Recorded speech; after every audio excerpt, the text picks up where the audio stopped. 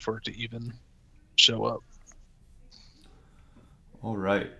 Should be starting up soon. Starting to see it. All right. Yep. See it. Perfect. RC, fantasy football drafts, dynasty, rookie drafts, they're in high gear now, huh? It is all starting to happen. Yeah. The busy season is upon us. The rumor, my phone is blowing up with texts and emails and phone calls about what people are seeing at the various camps. Some of it reliable, some of it shaky. So I've got some nuggets from the last 24 hours to go over and share off the jump. Awesome. Well, yeah, we'll let people start trickling in before we get into anything too crazy. But And you to before we get going, you said that is it both DraftKings and FanDuel? Are they both up and running for player for values to start DFS, putting lineups together for DFS? so DraftKings is up. Not sure about FanDuel, but for those of you that are newer to DFS, those salaries are stagnant. So they don't, meaning they're not going to change until week one. So you can submit lineups and change your lineups too. But I usually look at it closer to the season, maybe like 2 weeks out, just so I have all the details. But yeah, I mean, it's up now if people are interested in looking at that. I'm just shocked. There has to be, obviously it's going to be um, it's locked in stone. So what they are now is what they're going to be a month from now, correct? They don't change these first week Exactly. ones, early ones. Man, that's Exactly. crazy.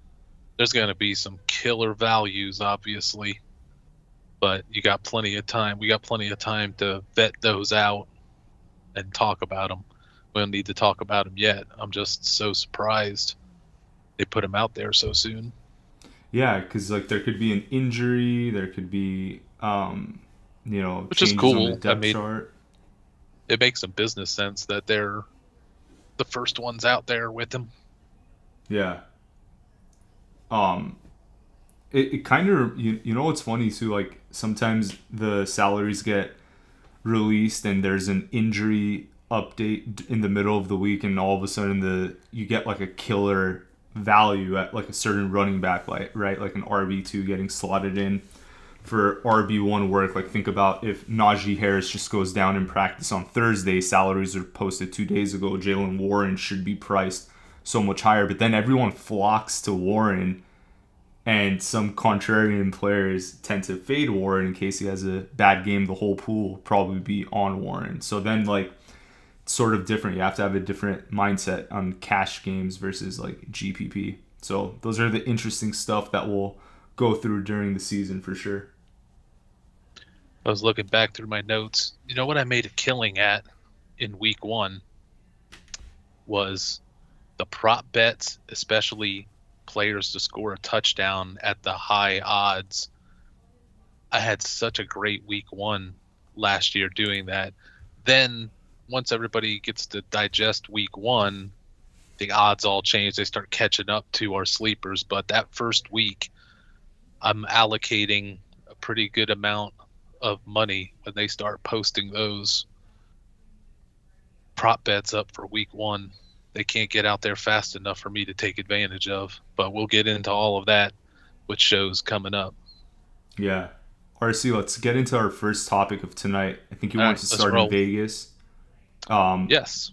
the QB situation there. Obviously, Aiden O'Connell is the incumbent. He finished out last year as their starter, and they went out and acquired Gardner Minshew from Indy.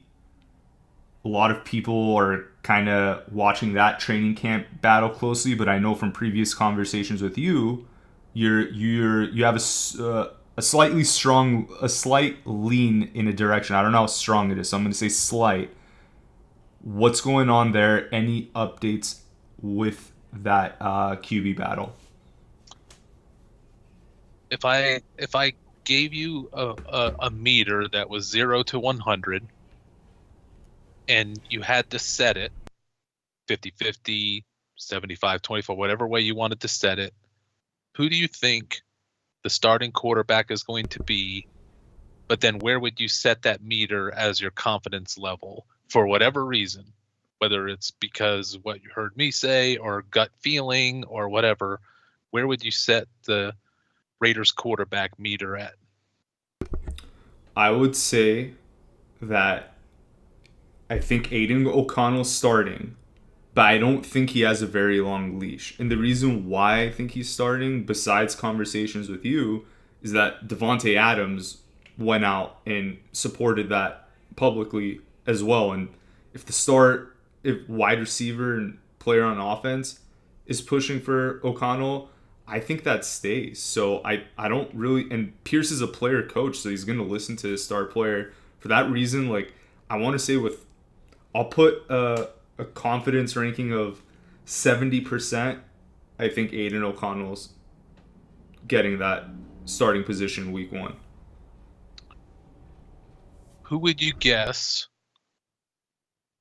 among these two quarterbacks that I'm getting the most, man, this guy looks really good? Who do you think I get the most texts or calls or whatever? Well, it can't be Minshew, because Minshew's been in the league for 8 years, and you would have seen, or I don't know if it's 8, but he's been in the league for several years, so I don't know that he This is has about a who's seal. the best in. This is about who looks the best in this training camp Right. so far. I think O'Connell has that kind of ceiling, though, where there could be a level that we haven't seen yet because he is younger. So I'm going to say it's O'Connell. The answer is Anthony Brown. Interesting. Okay. Apparently, the quarterback competition is not going very well in Las Vegas. I'm seeing quotes from Antonio Pierce that seem a little frustrating, that like he's upset with the quarterback play. He's challenging them as he's that type of coach, and I think it works for him, for his style, but he's showing a frustration. But every note that I've gotten on the Vegas quarterback situation, if it's about O'Connell, it's, well, I guess he's probably going to be the starter because he looks better than Minshew. If it's about Minshew, it's Minshew really doesn't look that great. But within all of that, the only positives I'm hearing is, what do you know about this Anthony Brown kid? Anthony Brown was with the Ravens as a third, fourth string quarterback, bouncing back and forth between third and fourth string and practice squad for the last couple of years. He's a quarterback that I liked coming out of Oregon. Liked, not loved, not hated. I thought he was much better than an undrafted free agent quarterback, and he's kind of proven himself to hang in there in the NFL. He either made the roster or made the practice squad right away with the Ravens, and just kind of kept clinging on to either the roster or the practice squad. I'm not saying that Anthony Brown is making a move to win the quarterback competition, but he's not ruled out of it yet because the other two guys are struggling. So according to people who have observed, that I have some trust in.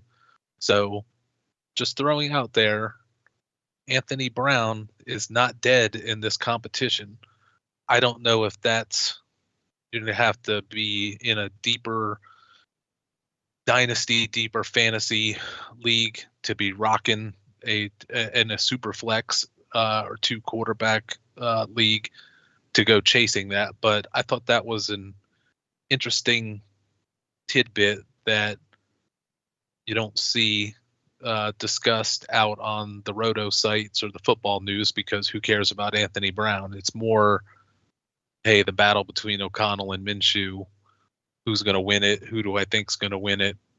These guys aren't impressing, but it's Anthony Brown that is starting to gain attention. That may be because the other guys are struggling or it might be that he really is. I mean, he's a decent quarterback. I should have known better, RC. When you asked me a question on who's winning the QB competition between O'Connell and Minshew, you played it the way that I wanted.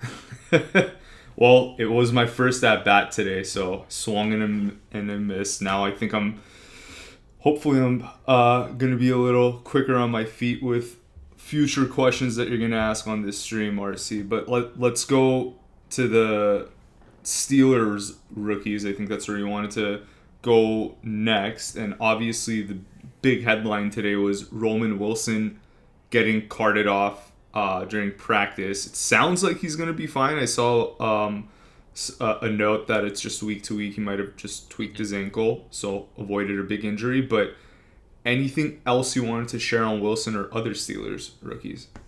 You hate that for a rookie who's trying to get himself established in the new offense and all that kind of stuff. So that's going to be I wish that wouldn't have happened to him. He could have really used those 2 weeks. So, but my question to you, since you want another at bat, and you may have already spoiled it, who is the Steelers rookie that is garnering the most excitement? Well, I know it's probably not going to be anybody picked in the first 2 rounds at least. But according to the people that are texting and emailing me that are watching it every day. So I'm just giving you feedback of my gut feeling of collecting all this data, who people are talking about, whether I trust them or half trust them or don't even, really know their track record yet. Just accumulating like a presidential election pollster, just accumulating data. Who's the rookie that everybody's going, holy crap, this guy? I feel like you're throwing me another ball that I shouldn't swing on, but I really want this answer to be true. So, and he wasn't picked in the first 2 rounds, but he does have a name, and I know you were high on him. I want to guess Peyton Wilson. You are correct. Hallelujah. It is Peyton Wilson, and there seems to be a growing sentiment that he may make it all the way to week 1 starting interior linebacker, because he's so damn good.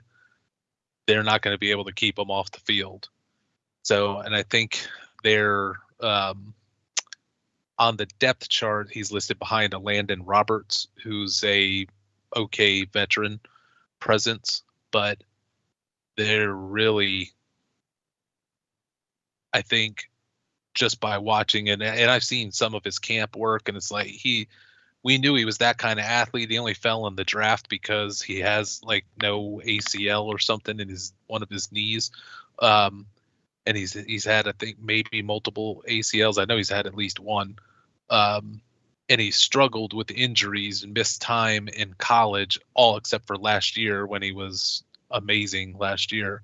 So when healthy, I could argue that he's the best defensive player in this draft.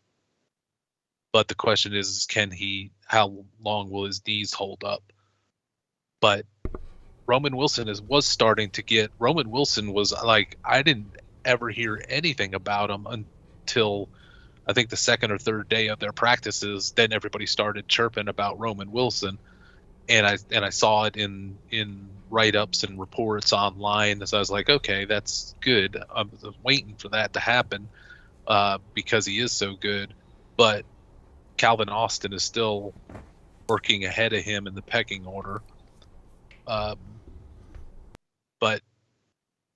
for the people that are excited about Roman Wilson, what he did, I think, in the second or third day of practice, they're more jumping out of their seat about what Peyton Wilson is doing. So I put that out there for IDP purposes.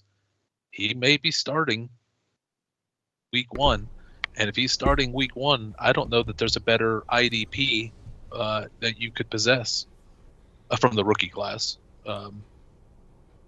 RC, that would roll week 1. I want to get excited about Roman Wilson. We were all high on him entering the draft. Steelers got him in the 3rd round, but with Russell Wilson and Arthur Smith, I mean, how much could we get excited about them in 2024 at least? Not very. I think especially the Russell Wilson factor is, I would say, neutral. The Arthur Smith factor is always troubling. The biggest thing that's taking away Roman Wilson's buzz and excitement is how good Calvin Austin is playing and how he's become a vocal, spiritual leader of the wide receiver group. And Russell Wilson can't stop talking about Calvin Austin for the last 3 months. I don't even know if he knew Roman Wilson was on the team. And this Roman Wilson uprising, which may have been just a good practice. And I love Roman Wilson as a player, but I know it's a bad situation. But whatever he did to get noticed on day 2 or 3 of their practices, it's with Justin Fields. It's not with Russell Wilson. So that's another step back. So now Roman Wilson finally has, his moment of arrival. It's with Fields, not with Russ. Russ is about ready to get back to practice, and Roman Wilson ain't going to be there. So Roman Wilson's going to go half of camp, maybe half the preseason games without ever having played with Russell Wilson. So which just sets him behind even more and pushes a similar-ish wide receiver, Calvin Austin, just that much further ahead in the pecking order. Then, of course, you got George Pickens as a whole other event. Roman Wilson will come into his own. Roman Wilson is the technically best wide receiver talent-wise that they have. Calvin Austin's is their version of Tyreek Hill. And I say that just for stylistically, he's not Tyreek Hill. But I think Roman Wilson will ascend eventually, but it'll probably be next year. And the catalyst for that will be when they trade George Pickens. I don't think there's any way that when we're doing this show this time next year, I don't think George Pickens will be on the Steelers. That will open the door for Roman Wilson to be the better Deontay Johnson for them. That's really interesting. One thing I want to ask you, RC, as far as the Steelers receiving goes for fantasy football this coming year, would you be more excited if Wilson's back there or if Fields is under center? For fantasy football, I want Russell Wilson as the quarterback. I don't want Justin Fields as the quarterback. But not for the QB. Like, for, let's say you're a Pickens owner, a Roman Wilson owner, you want Russell Wilson to be the quarterback? Yeah, that's what I mean. Okay. If I owned both of these quarterbacks for fantasy, which one do I wish was starting? It would definitely be Justin Fields for fantasy purposes in and of himself. But to deal out the targets, I want Russell Wilson in charge. Yeah, interesting. And I think he's been sitting out a couple practices because of a calf injury. So, I mean, I know that he's gonna start week 1. We've seen him connected to Arthur Smith. Arthur Smith doesn't like off-script QBs like Fields, right? He wants someone more conservative than Wilson. So I have no doubt about that. But I do question if Russell Wilson can hold up 17 games next season. I think he may not hold up the first 3 or 4 games, not physically. It's the sentiment of the fans and the media is with Justin Fields. No one aside from Mike Tomlin and Arthur Smith are for Russell Wilson. If the Steelers start out 0-3, 0-4, 1-4, or even if they lose the first 2 games, and if it's bad, the fans are going to be merciless to get Justin Fields out on the field. And I think that's coming at some point. Justin Fields is going to be forced into the quarterback situation. And if he is, it's going to be because Russell Wilson is struggling as the team is struggling, which means that Russ is washed and he stinks. And then it means that Justin Fields is, who's not a great passer, is now in place. It's just either one of those things is bad news for Roman Wilson, Calvin Austin, George Pickens. Calvin Austin, the least of those, because you can do the bubble screen game and you can do easier things with Calvin Austin. The other guys warrant really good quarterback play. Roman Wilson and Justin Fields are opposite of each. That it's the worst pairing of styles that you could have, unfortunately, for Roman Wilson. Okay. Well, let's move on to the Indy wide receiver room, RC. This year, they drafted Adonai Mitchell in the second round. And last year, they spent I think a first or second round pick on Josh Downs. Obviously, they paid Pittman during the offseason, so that's probably going to be the starting trio. Alec Pierce was in the mix last year, but it sounds like he's probably going to be the odd man out. Are you hearing or seeing anything different with that assessment? The wide receiver that just like the first couple topics that we talked about, if I took all of the, hey, here's what I'm seeing in Indianapolis notes together, the player that is talked about the most or mentioned the most is Josh Downs.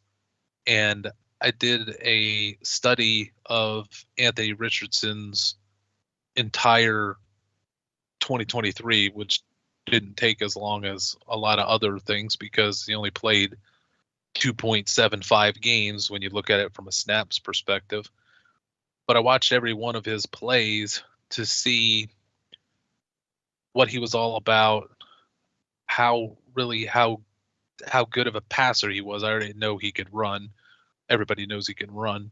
But I think he's going to be a great passer in the NFL. But I wanted to see, was he really hitting the ground running as a passer? We only got that brief look. And within that, I get to see I'm living Anthony Richardson's life, walking in his shoes. I try to put myself in his place and watch the game from his perspective and what he's doing. So not only am I seeing and scouting Anthony Richardson, I'm also getting to see who he's throwing to and how they're working with him. And I walked away from that study thinking, I don't know that Josh Downs isn't his favorite wide receiver.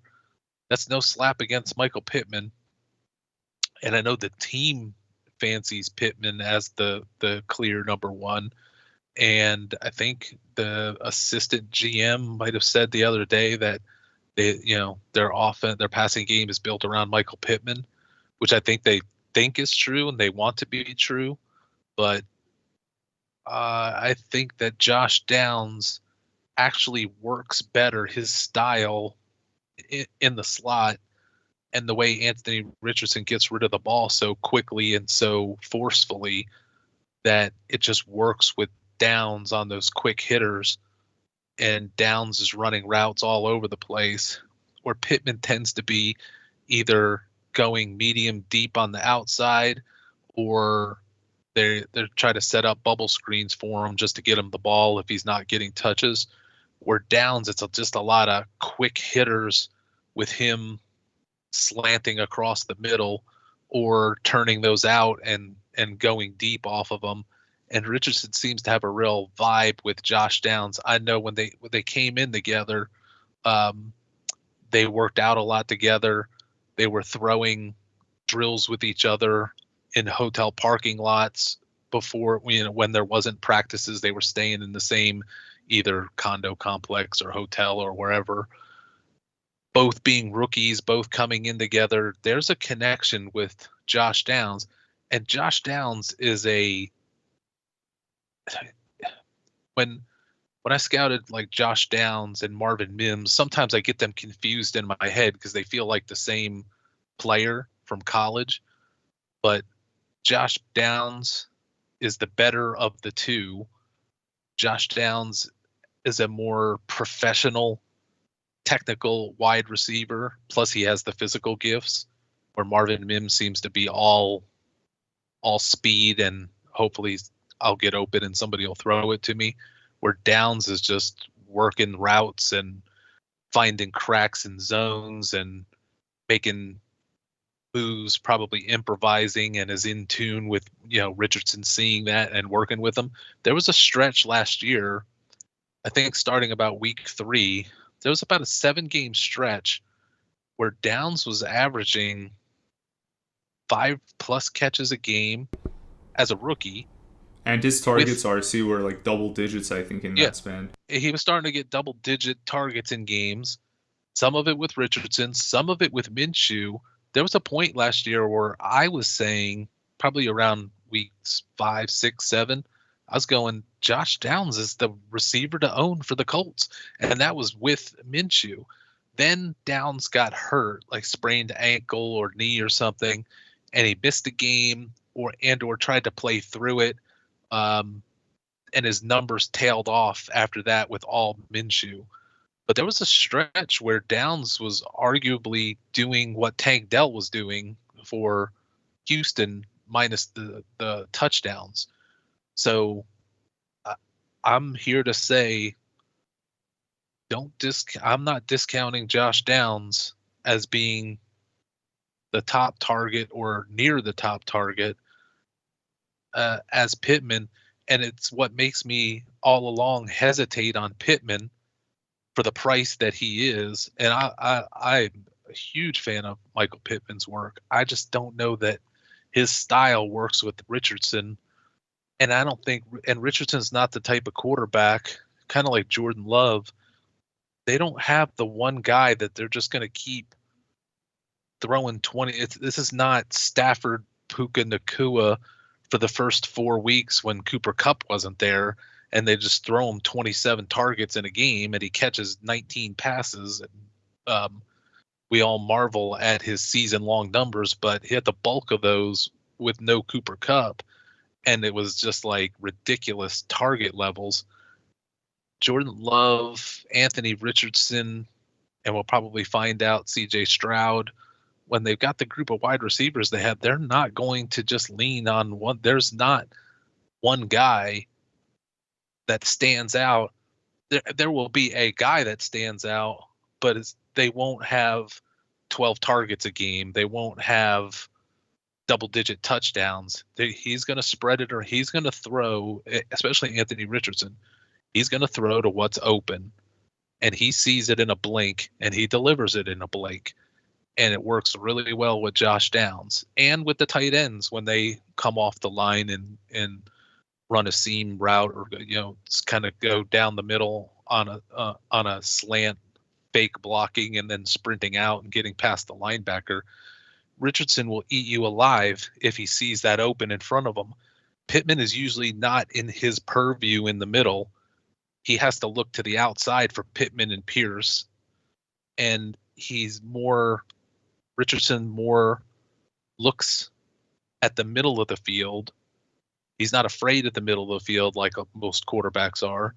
He can deliver it in a blink, so if you can get open quick like a Josh Downs, he's going to hit you with it.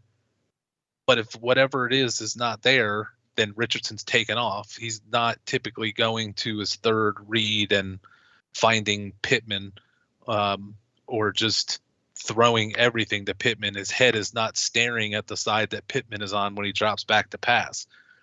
Jordan Love doesn't do that. Richardson doesn't do that. Stroud's not going to do that. The new breed of quarterbacks, they just don't. It's not Rodgers and Devontae Adams. It's not Stafford and Puka the first 4 weeks. That's just not going to happen. It's going to make it tough for fantasy football purposes. It's good for the NFL, rough for fantasy football, but I would not be shocked if Downs didn't have more targets, about the same targets, or within range of the same targets as Pittman by the end of the year, if they played all the same. RC, I'm so happy that you mentioned that, because that was actually one of my favorite plays during the DFS year, just because Downs was always so underpriced. He would get double-digit targets, whether it was with Minshew or AR. He was really doing well, and obviously he gets injured. And I remember a lot of Pittman owners last year, in the beginning of the season, they were kicking themselves like, oh, we burned I forgot what his ADP was last year, maybe a third or fourth rounder, but yeah, I mean, they felt burned by him. And then he made it up towards the end of the year when Downs got injured and kind of like, slowed down. But the fact that he's back with AR, I agree with you. I think that he's undervalued. He's actually somebody that I kind of forgot about. So I'm really happy that you mentioned him, because I'll definitely look at him at some best ball drafts in later rounds on my deeper leagues. All right, since you want more questions, since you want more at-bats. Oh, jeez. True or false, yes or no, did Michael Pittman have over 1,000 yards receiving last year? I'm going to say no. Yes. I was trying to give you easy one figure, and you would try to take the opposite figure, and I was tricking you. So, like the Princess Bride, I just tricked you into drinking the poison. But that's a lead-in question to how many touchdowns, and I'll give it you'll get it right if you're within one either direction. How many touchdowns did Michael Pittman have last year? I'd guess 5. 4. How many did he have this season before? With Matt Ryan with your glorious quarterback. A shot version of my glorious quarterback. I want to say was it double digits? Give me a number, and I'll tell you if it's within plus or minus 1. I'll go 8. 4. The past 2 seasons, multi-million-dollar wide receiver number 1, Michael Pittman, has had 4 touchdowns in back-to-back seasons. Wow. Damn. I don't know that he's going to get much more than that again this year, because Richardson may run for more touchdowns than he throws for, and that doesn't mean he's going to have a bad throwing for touchdown season. And let's not forget, we're talking about Adonai Mitchell, getting drafted or whatever. I know you're not too high on him, but also who gets thrown in the mix? Jelani Woods.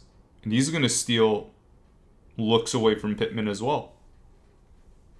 And I'm okay with Mitchell. Ross hates him. If Ross is out there, Ross hates him. I'm okay with him, but you're dropping him into a situation where Pittman is obviously a big factor, but I think Downs is going to become just as much of a factor, and this will be one of the probably lowest volume passing games in the league because of Richardson's running prowess. So there's only so much to go around for these guys, and Mitchell's going to be at the back of the line of that. So that's my beef with Mitchell. It's a fantasy football beef, not a talent beef. All right. Well, my batting I'm 1 for 3 today, so not the worst batting average. My next at-bat's going to determine how good my day's going with you, RC. So if we're done with Indy, we can move to the next topic, which is in Atlanta. You want to talk about the wide receiver room there, which is pretty different compared to last year, minus their number one receiver, Drake London. They got Darnell Mooney. They traded Desmond Ridder for Rondale Moore, a trade that I still don't understand how they got something of value for such a terrible quarterback. And they also got Ray McLeod from the 49ers. RC, what did you want to let the audience know about the Falcons wide receiver room? I'm just going to put it out there again. I think it was in our notes earlier today or possibly yesterday, and it's something that we talked about probably on this show several weeks ago, also in our subscriber notes. But I'm definitely here to confirm Ray McLeod is going to start in the slot for the Falcons. Rondale Moore is almost exclusively working with the second team. McLeod is the first team slot. He was showing that in OTAs, but now that the real practices are starting, it's not even a doubt. Wow. I would not have guessed that. I thought Moore was a lock for that. That's crazy that McLeod's going to play, because I thought when the Falcons originally got him, they were going to use him mainly for special teams, and perhaps that was their intention, but now he's showing something in camp. If I'd have been hearing that McLeod and Rondale were splitting reps, or Rondale's working first team, Ray's getting some first team as well, but man, that Ray looks, he looks better to me than Rondale. I would have then said they're still going to go with Rondale. They didn't make the move to get Rondale for no reason, but this is like Secretariat pulling away from the pack. Like, this isn't even a debate at this point. This is all Ray McLeod, no Rondale Moore. It's done. I'm calling it.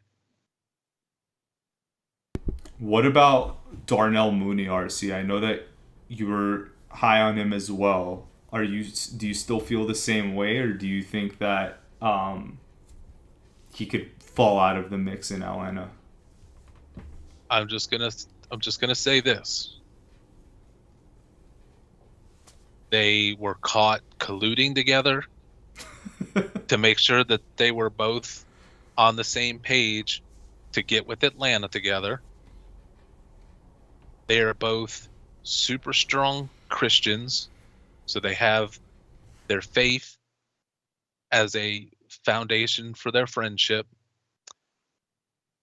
When Cousins was working out in the off season, it was with Darnell Mooney, and Darnell Mooney's locker is right next to Kirk Cousins.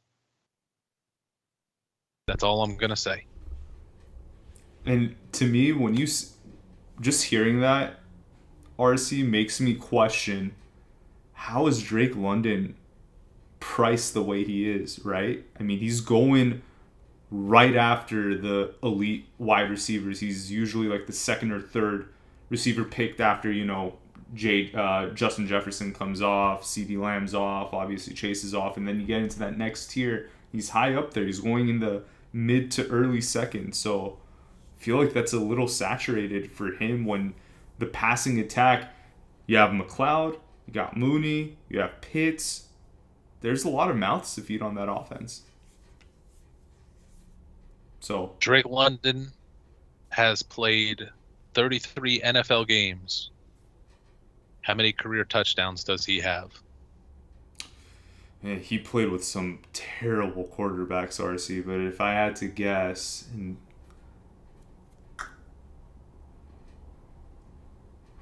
8?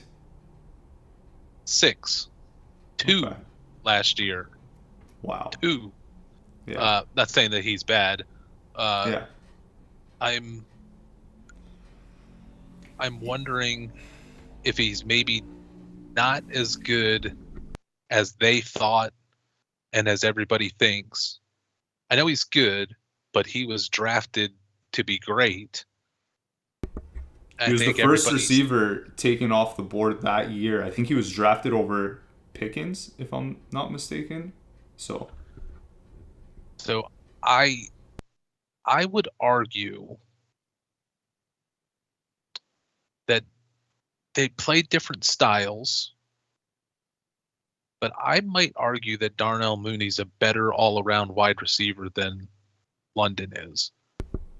London plays a different style. London has advantages on size and physicality. yeah, But Mooney has speed and excellent hands and incredible contested catch ability.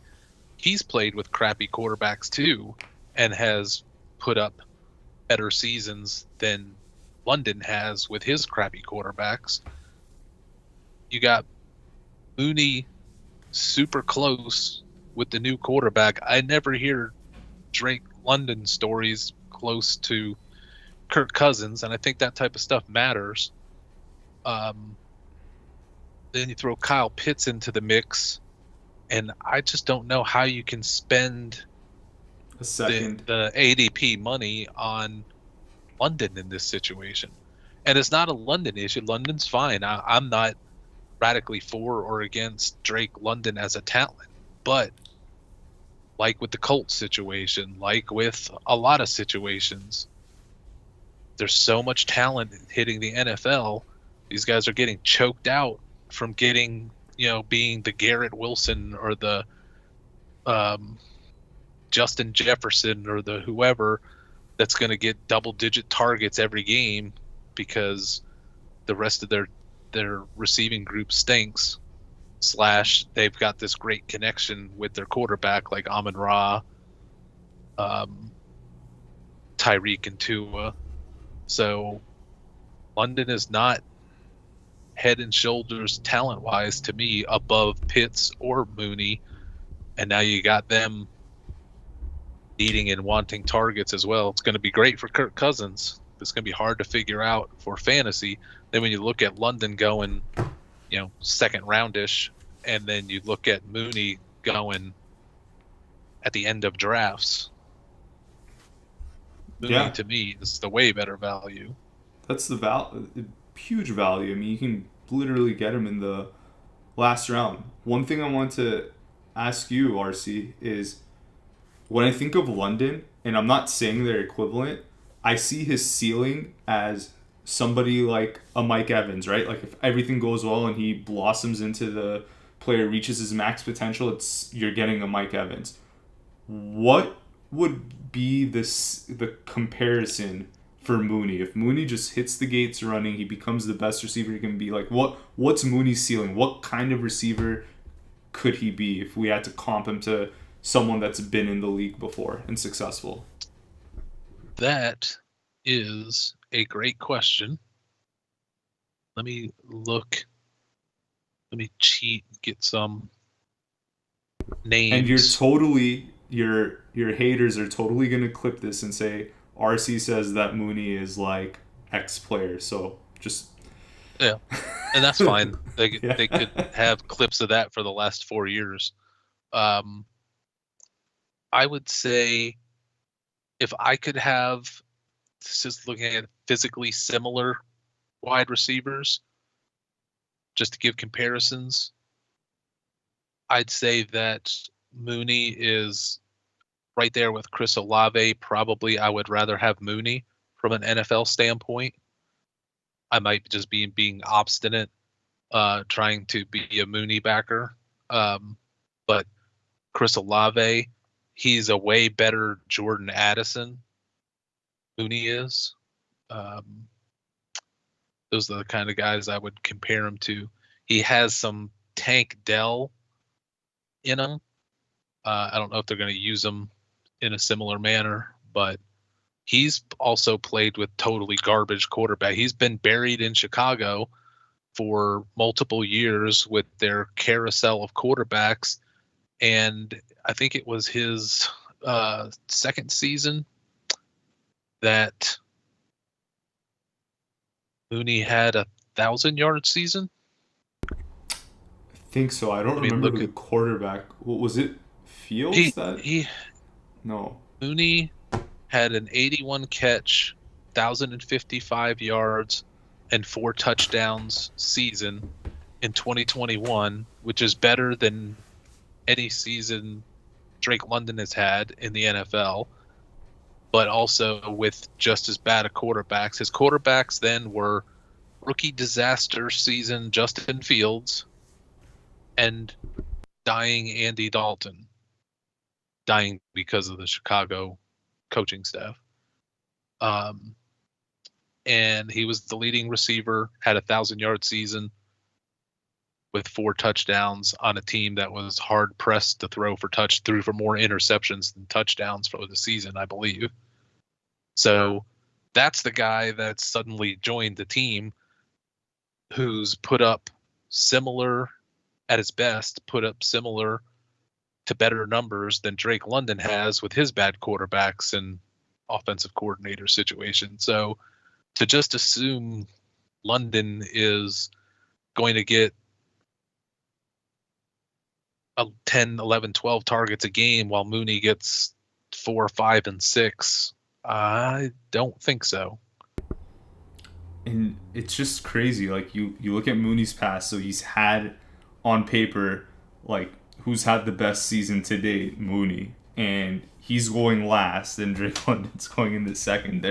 There's something there. I mean, that tells you what the value is. So definitely stepping back from fantasy football purposes and looking at it from an NFL perspective, if I was a general manager, 2 of the best wide receivers in football that are totally unrecognized as not being that, 2 of the best, underutilized, most gifted, most talented receivers to me for the last several years is Darnell Mooney and Curtis Samuel.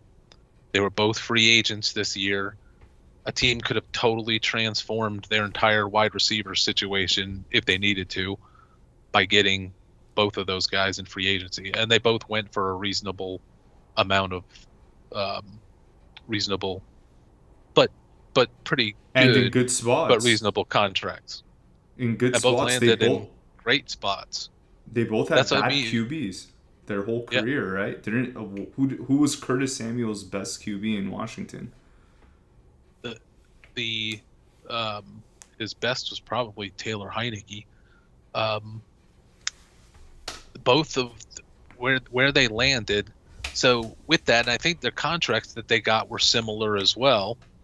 I think the NFL, it's not that the NFL valued them more, it's that people that knew what they were doing valued them more. So Joe Brady knew Curtis Samuel. So boom, they get Curtis Samuel. But everybody thinks it's going to be Keon Coleman and Khalil Shakir and Dalton Kincaid. I think it's going to be Curtis Samuel as the number 1 there. But Atlanta ends up knowing Mooney because of Kirk Cousins and them colluding to come to Atlanta together. So both are going to a situation where the team wants them. They are no longer overlooked. So, but they're both going past the 10th round. I think Curtis Samuel's starting to heat up now because of people are starting to wake up via roto blurbs of Curtis Samuel looking like the number 1. People still aren't going to want to believe it. So he'll only go so high. He won't take off and catch total fire, but they're both like 10th round and beyond guys. Samuel might start sneaking in front of that, but Mooney won't, because everybody is going to assume London and Pitts. We'll definitely keep tabs on that, and hopefully we get a little actually, I was going to say hopefully we get a little glimpse of it in the preseason, but I hope not, so that he can just fly under the radar till week 1 so we can snap up more and more shares of him up until if Kirk Cousins never plays a down in the preseason, we're going to be safe with our Mooney. And remember, Raheem Morris is from the Sean McVay tree, who That's a great They point. never play. They never play in the preseason, right? So, And RC, do Kirk you think they'll Cousins play? want to, and they're saying, no, you're not playing. Yeah. Do you think Penix gets out there during the Oh, preseason? yeah. He should, right? I mean, Oh, yeah. He's going to play a ton. yeah, I didn't know how far they go with protecting their guys, but I wonder if they don't. Maybe they don't play him in week one. They play him in week. I don't know. I don't know. But he is a rookie, so I guess they need a. He's going to play. The rookies tend to play in the preseason. Stroud started, I think, right away. Stroud's first pass in the preseason, I Was think, a was pick pick. six. RC, I Uh, have to tell you a funny story about that pass. So, me and one of my buddies were going back and forth on Bryce Young versus Stroud. Stroud tossed that pick right first pass, and he's like, "Hey, your bet's not looking too hot. You can back off it." Talking all this crazy junk to me, and yeah, obviously didn't end up working well for him. But yeah, I remember that interception very well. I do too. So he played right away. Bryce played right away. Richardson played. I don't know if he's was in first or if Minshew was in first. But then it was Richardson from then on in. But I think it was Richardson right away. And then I don't know if Levis was afforded the same treatment by the genius Mike Vrabel. So Caleb, I mean, the Hall of Fame game, they won't play those guys. I was hoping that Caleb Williams would play in the Hall of Fame game to give a reason to watch it. But the following week, these guys that are expected to start right away are gonna get good preseason time. Yeah, I know normally, rookies definitely roll out there. I just didn't know if McVay was But the so veterans won't. cautious. Yeah. Yeah, Yeah, the yeah, veterans will not. I don't know that we'll see CJ Stroud. There's some teams or some coaches, that, especially the old school, that are going to put their quarterbacks out there for some stretches of time. They're good quarterbacks, but most of them now are, Rodgers isn't going to play. Stafford isn't going to play. I doubt Purdy will play. yeah. But we'll see Mahomes. We may see Mahomes. I think last year Mahomes played 3 of Yeah, the that 4 was preseason weird. games. That was weird. I wouldn't let that dude sniff the field in the preseason. Yeah, that one was a little odd, but we'll see. But RC, that brings us to the end of the planned topics. I think there were a couple more notes you wanted to discuss, but nothing specific. Do you want to let the audience know? I want to hit on several non-starting running backs just to give a quick update. Some of this I've put out on notes already. Some of it may be fresher information. In random order, Jordan Mason is starting to take the lead in being the number 2 running back for the 49ers ahead of Elijah Mitchell, because I personally think Shanahan's reached his limit of Elijah Mitchell being constantly nicked up and hurt. And I think Jordan Mason is the better all-around talent than Mitchell, and I like Elijah Mitchell. I just think Jordan Mason is a better version of Elijah Mitchell. So that the Jordan Mason train is going to start coming. The ADP is going to start moving. So when we, I don't want to say we broke the news, but when we put that news out there about this, this is going to be that's your time to get in ahead of everybody else. It may be out on the Roto notes now today, but not everybody would have picked up on it midday or earlier when we sent out our notes on it. So just the Jordan Mason thing, from everything I can tell, is real. Concerning the Chargers, Jared Patterson is working ahead of Vidal and Isaiah Spiller as the number 3 running back, which is important because you never know if J.K. Dobbins is going to get another injury. And then on cue, as soon as we put that information out, I think a day ahead of it getting on Roto Blurbs a couple days ago, that same day, then Dobbins got hurt and had to leave practice. And so that makes Jarrett Patterson a de facto number 2. I expanded on what I think is really going on there in my notes, camp notes for today. But I just want to at least hear quickly say the Jarrett Patterson thing is real, but before you go getting them, bidding on them, free agent, whatever, read my camp notes for expanded info on that. A guy that I have had my eye on for the Buffalo number 2 job, Ty Johnson, who got a lot of run late in the season when Joe Brady took over as offensive coordinator. Then Ty Johnson started to rise.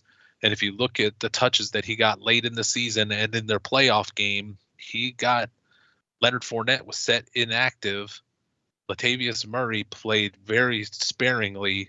Ty Johnson was getting 5 and 6 and 7 and 8 carries in games behind James Cook, but also getting some of the pass game work. I think Ty Johnson is a sneaky option to be the number 2 running back in Buffalo for whatever that's going to mean fantasy wise. But I got note before the show that he got hurt in practice, and there's some concern how bad it is, but I don't know yet. And maybe it's out there now, but I don't know yet what the severity is. But that's going to be something that will really open the door to either Ray Davis is going to have the door open to him even more. And I think he was going to be I think Ray Davis was going to be the number 3, Ty Johnson's number 2, at least for week 1. But if Ty Johnson's out, I would expect we might see Leonard Fournette be brought in to get a quick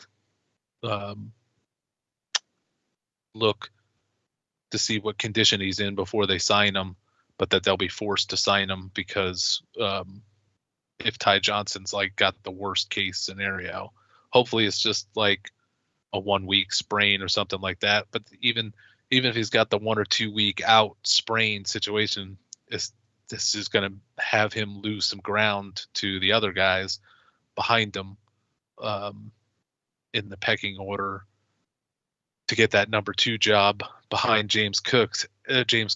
And I still am slightly concerned that the Bills are slightly concerned that James Cook is a potential problem, not the all-around lead back that they want or need him to be. So I am keeping an eye on who that number 2 is going to be, because I think it's an opportunity to be more than just a couple random touch guy. Atlanta Falcons offensive coordinator came out today, a few hours ago, I saw it, saying that Tyler Algier was going to have a pretty, I think the words were a pretty big role in the offense, which was quite a little bombshell to throw out there. Now I know they're going to want to keep all their players engaged, but he didn't have to say that. And he didn't have to say it in those terms. So before I need to do some more investigating to see just how much I've so been unconcerned about the Atlanta backfield situation, because I just assumed it's going to be nonstop Bijan Robinson and that Tyler Algier had died and gone to fantasy heaven. That I wasn't even wondering. Like, I've had more interest in talking to people from Buffalo going, have you seen Ty Johnson? What is Ty Johnson doing? Do you see? When it comes to the Falcons, I'm like, is Ray McLeod really? How's Darnell Mooney look? I never ask about that, nor do they say anything about the running back situation. So Zach Robinson coming out and saying that Algier is going going to have a big role. I don't know what that means. He may think that means 3 whole touches as the backup to Bijan, but Tyler Algier is no joke. He deserves better, and there's no reason for them to run Bijan Robinson into the ground and just sit and have Tyler Algier watch it all happen. It's silly to do that. So, but it made me sit up and take notice that finally they're talking about Algier, not Bijan Robinson. So the head coach, Raheem Morris, is all running his mouth about Bijan Robinson. Bijan Robinson is running his mouth about Bijan Robinson.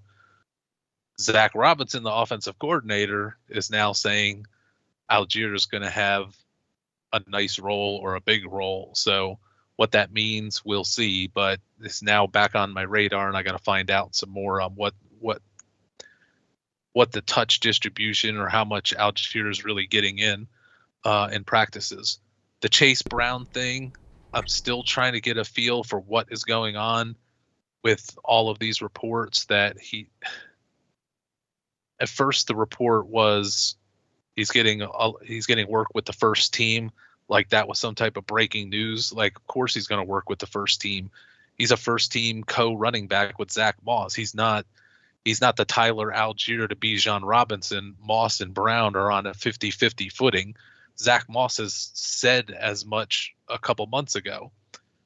But then more information came in after that as I was poking around that no, hey, Chase Brown's getting more work, it seems, than Moss is. Not that Moss is doing nothing, but it's not like Moss and then Brown in the pecking order.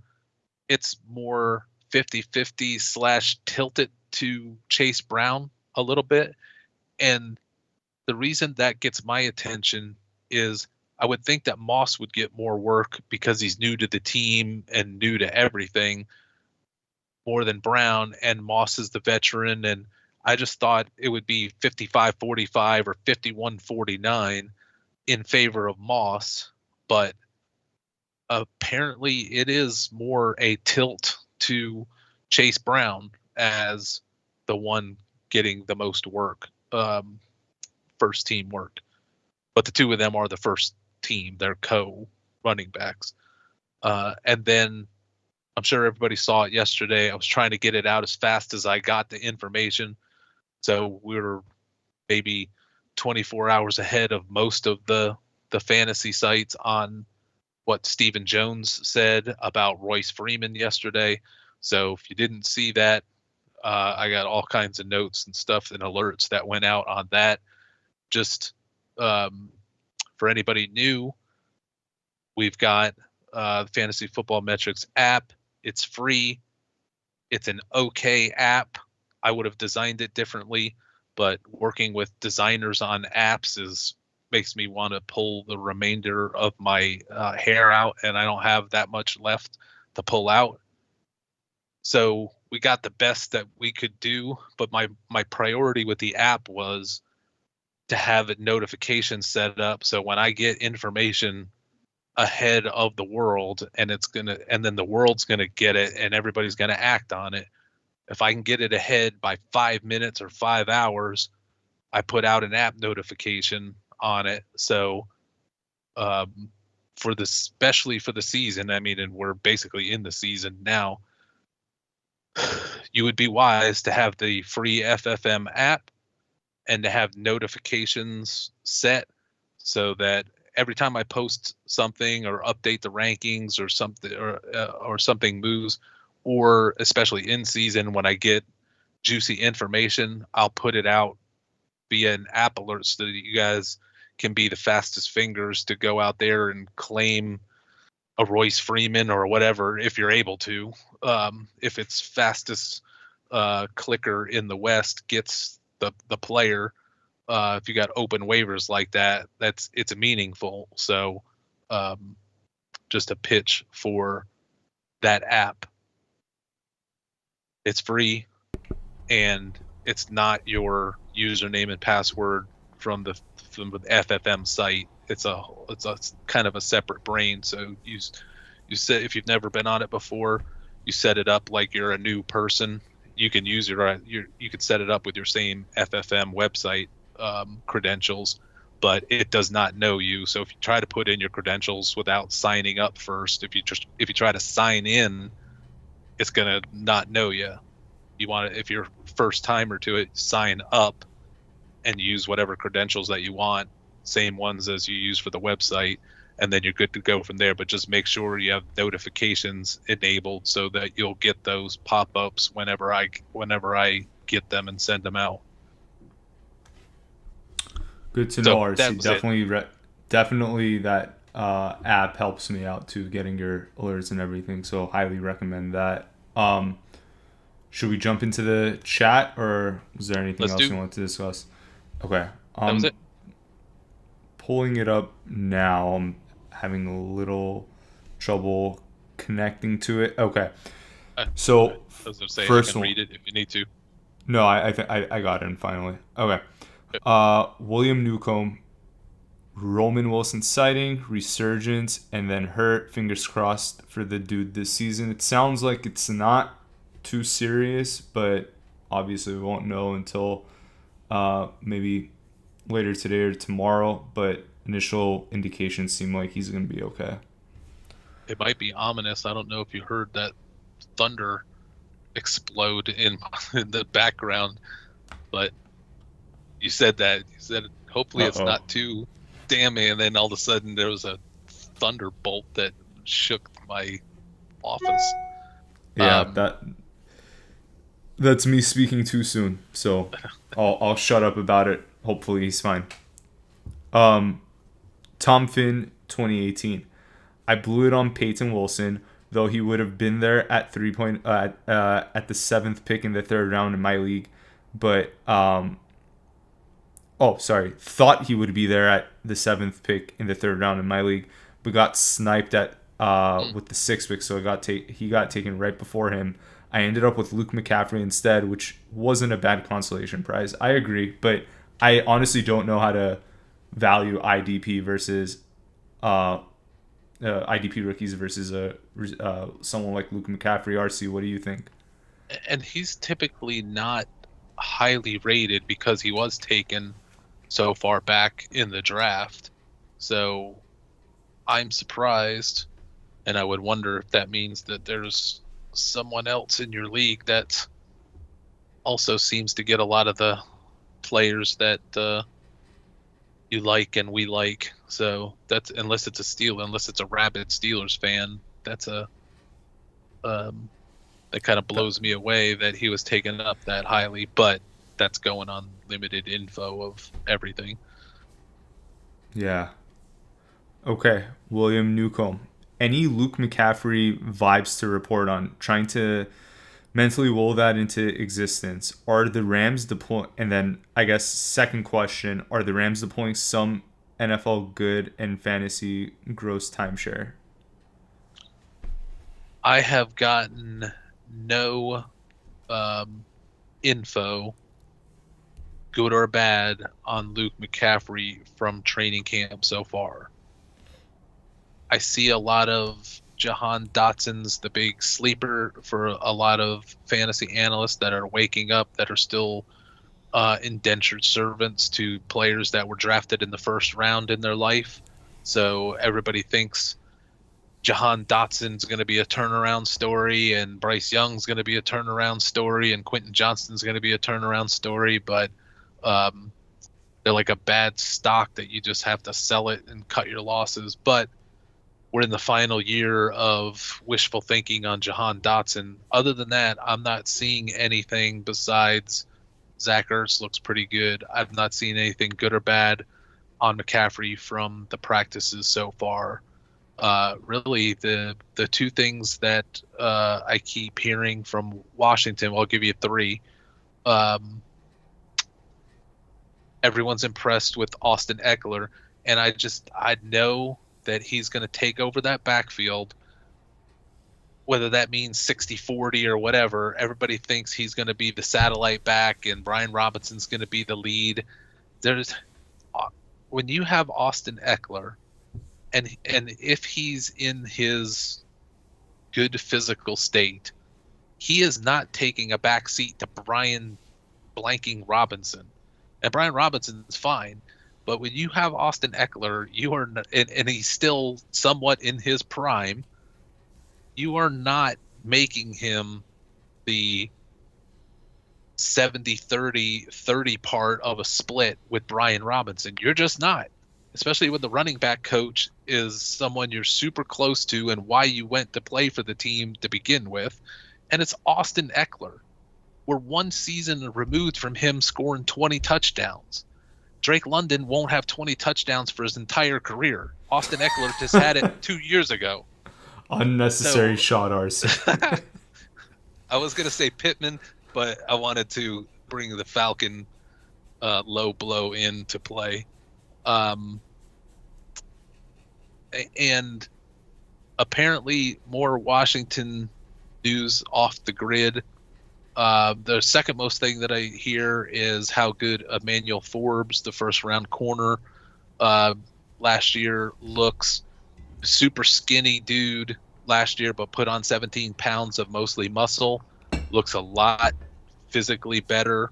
If Washington ends up making a run at the NFC East, it's going to be because Emmanuel Forbes came into his own and helped shut down one side of the field. If he doesn't, if the added muscle and weight slows him down, or if he just has another bad year at corner, then Washington has no prayer of competing in the NFC East. And as to, are the Rams deploying some type of gross timeshare? To me, it'll be Kupp and Puka, probably enough to sustain both of them. But for the money, I'm kind of starting to wonder if we're not going to get the band back together of Stafford and Kupp, and Kupp ends up being the leader, or in their one game to the next, it just switches back and forth to where neither of them are the most reliable, especially Puka for his ADP, and that it takes away. It could be as high as Puka's back to being a wide receiver one again. RC, I think the question, and I apologize, I should have said that, was more about the tight end room, because okay. Yeah, I think William has Parkinson as a flyer, so I'll give you the bonus wide receiver discussion. That either Kupp's going to be the leader to some degree, or just as much of a nuisance to make Puka a wide receiver too, like he was last year when Kupp came back. As far as the tight end situation, that is starting to look more and more like it's not all Parkinson, because Davis Allen is pretty good and he's having a good run in camp. So is Parkinson. So they don't have to push one tight end to do everything. I would want Parkinson over the two of them, but are we going to get Parkinson, the tight end one, sustainable over a stretch of time / over the season? Probably not. But if you were going to bet on one, if you told me, hey, one of the Rams tight ends ended up being a tight end one, I would bet that it was Colby Parkinson. But Davis Allen is starting to take time and snaps and work away. All right, moving down in the chat, Tom Finn 2018. Man, that new car smell on these rookie wide receivers is fading quickly this season. And Hold on one second.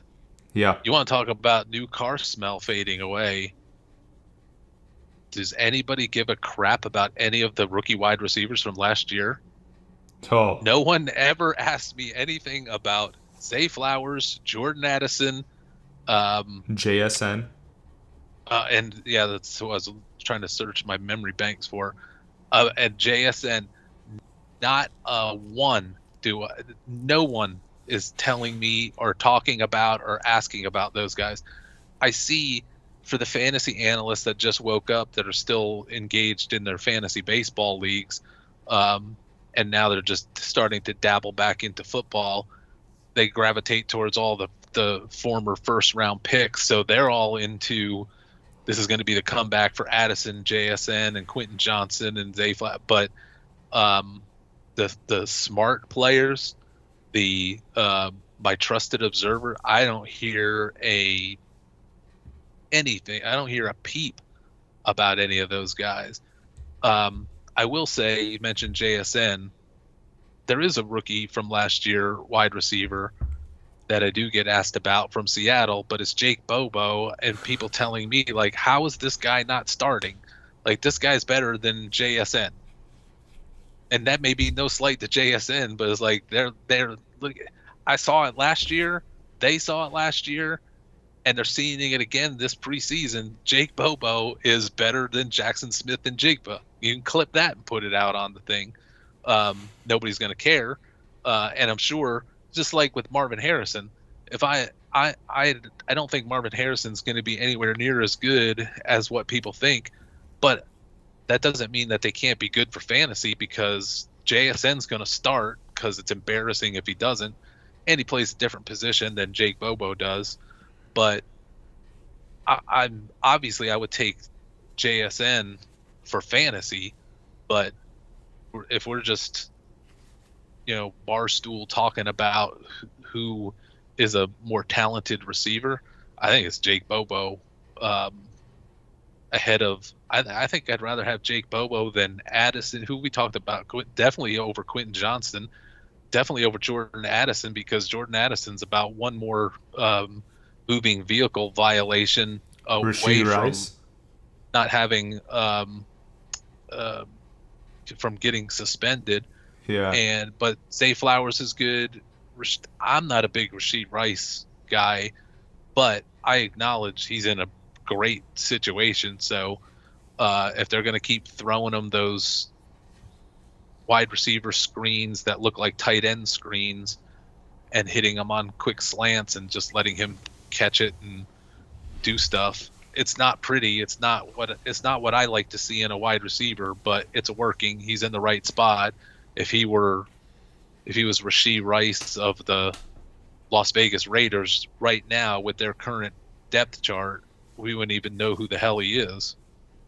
RC, you know what's funny? Going back to last year, like thinking about the fantasy football drafts, I remember myself not being excited for any of the rookie wide receivers, but this year I feel like I can't get enough between Neighbors and others. We went from arguably the worst wide receiver draft I've ever seen in 2023 to the best I've ever seen in 2024. It's crazy, ridiculous how good this 2024 class is. Yeah, like we might have like 5 Pro Bowlers coming out of this draft class. Like there's just so much to be excited about. The proof of that is that we may go 4, 5, 6, 7, 8 wide receiver names deep from this class that we could debate whether they would have been the best wide receiver in last year's draft. Absolutely. Yeah, I mean, you can go down. Tank Dell aside, Tank Dell is becoming maybe perhaps the best in the class, plus he's in a great spot to help enhance it. Yeah, with Stroud there, but I agree. There's a lot in this class to be excited about. RC, what's next year going to look like? Like what's the position of value in 2025? I would say, looking at these, doing these Debbie reports, the running backs seem more interesting to me than the wide receivers, just as an aside. Yeah. And I don't.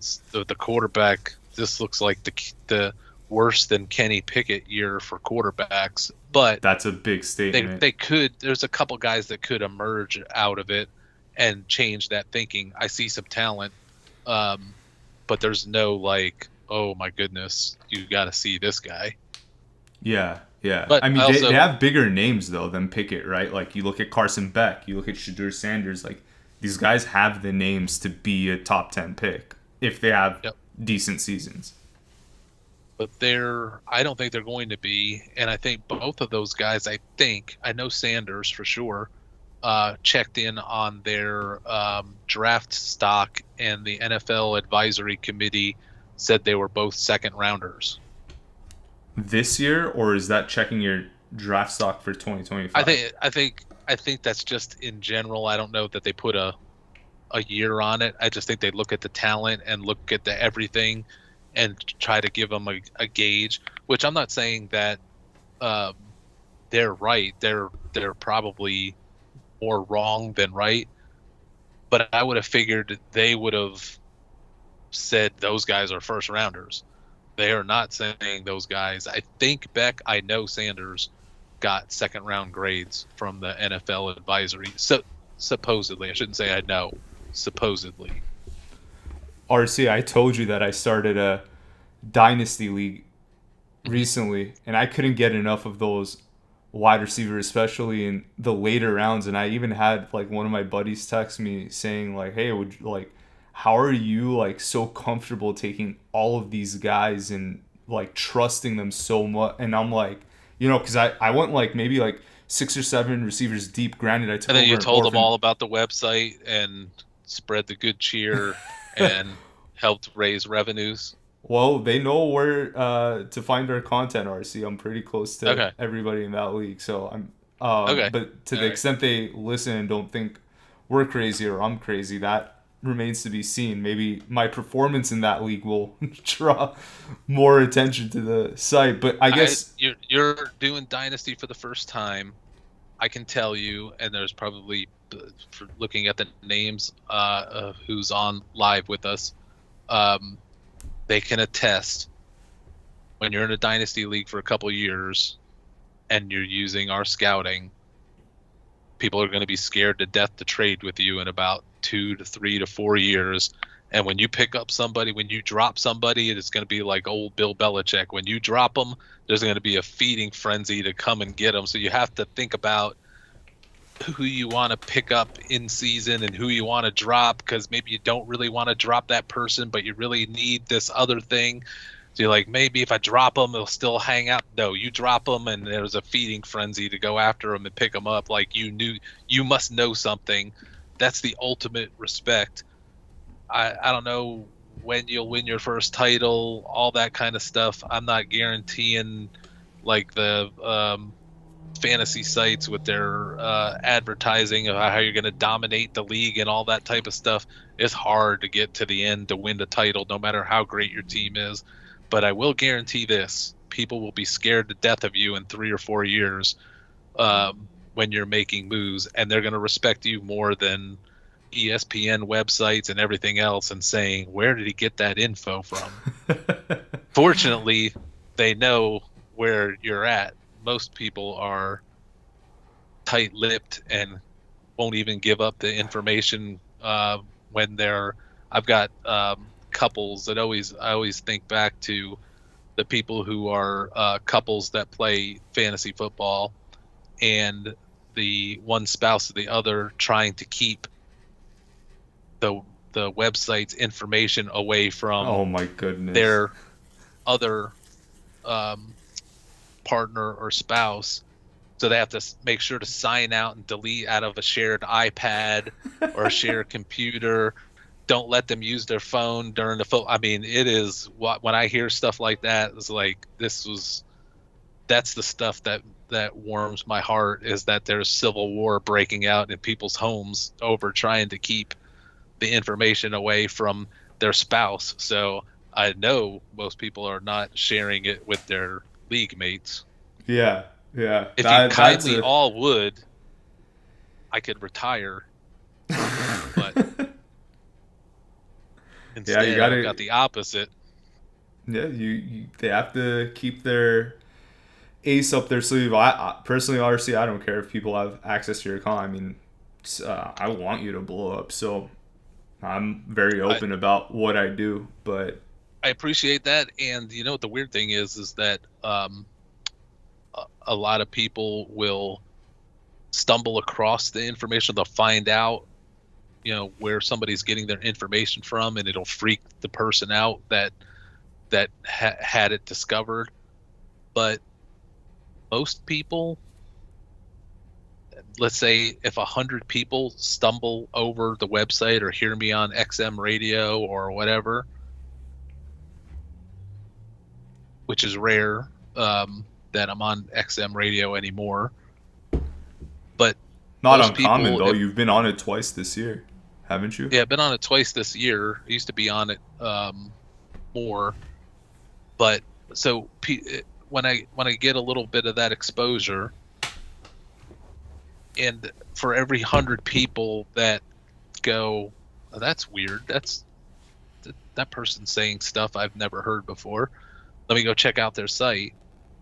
They will see information, and they'll be greeted by me being anti Marvin Harrison, or me saying bad things about Caleb Williams or whatever, and that flies in the face of everything else that they're being told.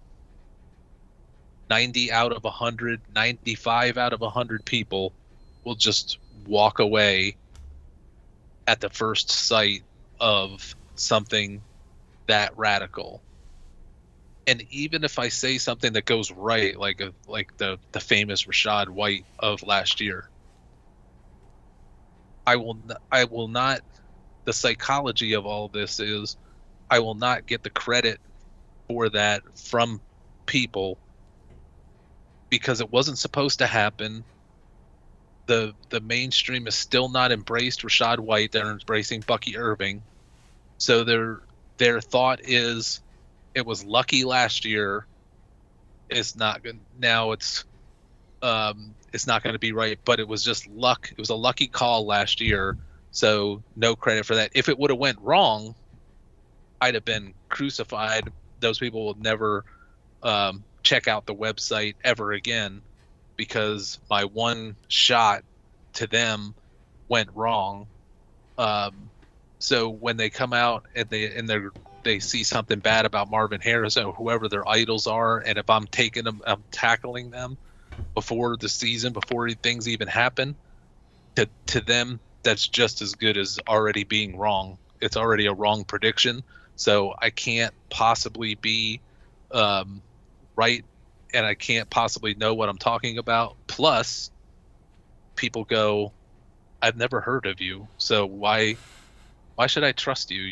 You're not on whatever platforms, or I haven't heard about you from my friends. Of course, you're not going to hear. Nobody's ever going to hear about me from their friends, or they're trying to keep this away from you. Again, I'm not saying I've got nothing but golden eggs I'm laying, and we're all going to win all of our leagues. My top priority is for all of us to be the most informed and the most feared in the league because of our personnel prowess. I work for all of you. I'm sharing what I see in scouting, just like the NFL GMs. They don't do all their own scouting. They've got chief scouts behind them that are feeding them the good, bad, and indifferent, and then the general manager will react from there. So I'm giving you what I see. You can react to it whichever way you want to take it. Believe it, don't believe it, bet it, whatever. I just want you to feel like you're in control of the league. You've got better information than everybody else. In fact, you're playing a poker tournament, and you've got glasses on that you can see all the cards from that everybody else is holding. But that doesn't mean you're going to win the poker tournament. It means you got a pretty good shot to win the poker tournament, but you might keep getting crappy hands dealt. But I want you to be able to see everybody else's cards in a sense where we see the players way differently, way ahead of everybody else, to where they're left saying, how in the hell did they know that? That's my greatest goal, is when people come back and say, everybody in my league is like, how did you get that? How did you know that 3 weeks ahead of time? Like, why did you get that player 2 weeks ahead, and then all of a sudden now they're a star? That's Or the it's, goal. That's the dream. uh, Hopefully I'm that excited to coalesces get there. together and we win fantasy and dynasty titles. Yeah, yeah. I want to show you the gut job I took over and what I transformed it to. It's not ready to compete in year one, but a lot of potential there, so I'm excited about that. But let's dive back into the chat, get more questions from the audience. So, Tom Finn was just talking about how he was happy that we were hitting on the receivers he has in his league, the players he has in his league. No question there. William Newcomb also mentioned, I think Ty Johnson is a hamstring injury, so doesn't, Oh, okay. Good. yeah, Hold hopefully on, let that's me go not, back up. Let me yeah. go back on this other stuff. Mooney owner since rookie year, good faith, good. I think that's finally going to work out. Picked up Curtis Samuel in the offseason, in free agency. I'm sure that was a bargain contract that you got on him. You have Jordan Mason, which we might actually. I'm one more. I'm going to try to kick the football from Lucy being the holder one more time with Jordan Mason. This is it. I'm not going to get tricked again by Jordan Mason if he's not the number 2 running back coming out of camp. So congrats to Tom Finn. He's got all the guys, and most of them were investments ahead of all of this news. So kudos to you. So then Ty is a hamstring. I don't know the severity of it, but at least that's not, I didn't know if it was going to be ACL or Achilles or what it was. So hamstring's better than that, but hopefully it's not a wicked hamstring. Yep. And then Tom Finn 2018, is Chris Brooks Miami injured? I think you recently mentioned something about Miami possibly choosing to put him on PUP if they want to keep Jeff Wilson. Yeah, he tore his ACL October, November of last year. So he would be a perfect guy for Miami to be able to hold without chewing up a roster spot. So I would, if I had to bet a buck or two, I would bet that Miami will put Brooks on the year-long injured reserve and just let him have a redshirt year, because they can just keep Jeff Wilson. It's not like Chris Brooks is going to be pushed into the rotation with Mostert and Wilson still alive. A year from now, Mostert should be about dead, and Jeff Wilson will be getting there too. So then then the backfield will eventually be Achane, Wright, and Brooks. If they don't cut Brooks, I assume that they'll do the smart thing and have good reason, legit reason to put him on injured reserve for the year and just treat it as a redshirt year. But yeah, he's coming off of ACL. But even if even if he Dick Chubbed it and was ready to come back, he might be ready for week 3. Miami has no reason to force him back and chew up a roster spot where they probably would have to cut him during the season anyway, as happens. Teams that keep 4 running backs on their roster, by week 3, 4 guards are hurt and 3 defensive players are hurt. They need to pick up another guard, and they got to drop somebody. The easiest thing to do is to drop the 4th running back if they're not a return game guy. So I really think they'll put Chris Brooks, who I think has looked like a young Arian Foster to me. I think they will put him on a year-long injured reserve. Interesting stuff. William Newcomb, app works for intended alert purposes. Agree. Big fan of that. Tom Finn 2018. I read that Zach Braun, I don't know if it's Bond or Brown. Just straight up Bond. Eagles Yep. linebacker, continues to start over Dean in training camp. Thanks for the heads up during OTAs.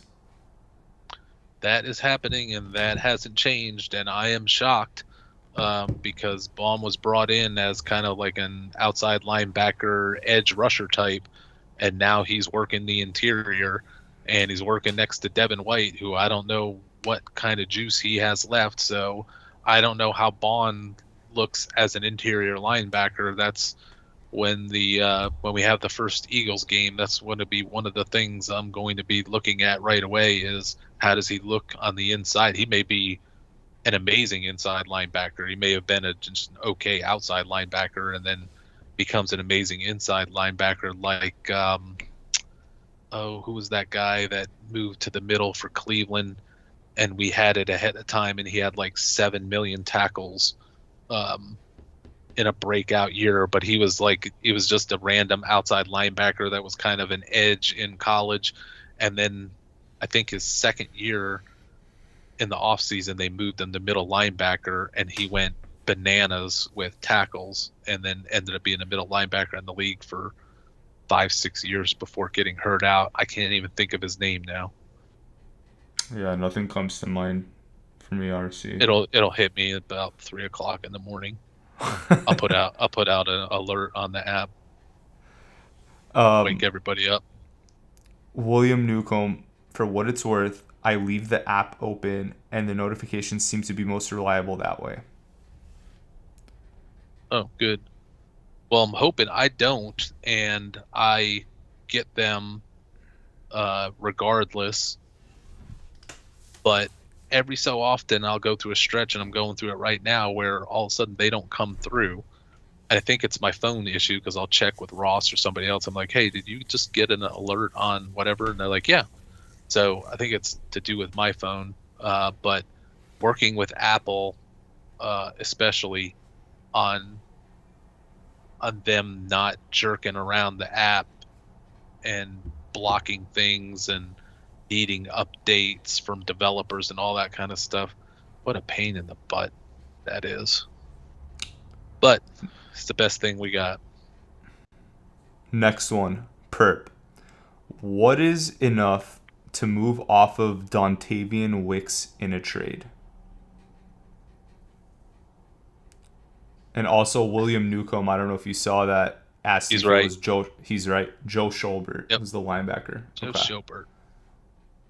I remember when he moved to middle linebacker and watching him in his first preseason game, moved there, and I leapt figuratively out of my seat and was beside myself on seeing him play middle linebacker, looking like the best middle linebacker in the NFL in his first preseason game, switching over from outside linebacker / edge, and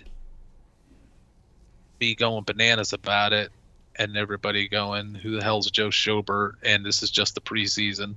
And then I think he was top 5, top 3 in the league in tackles that year. That's the preseason. This is my jam. I love watching the preseason games, trying to find the Joe Schoberts and all that. This is like phase 2. This is, the first 6 months, 7 months of the year is getting to know all of these rookies as best as possible. But then round 2 of scouting them is going to be, okay, now we get to see them in real competition against, the top athletes walking the face of the earth.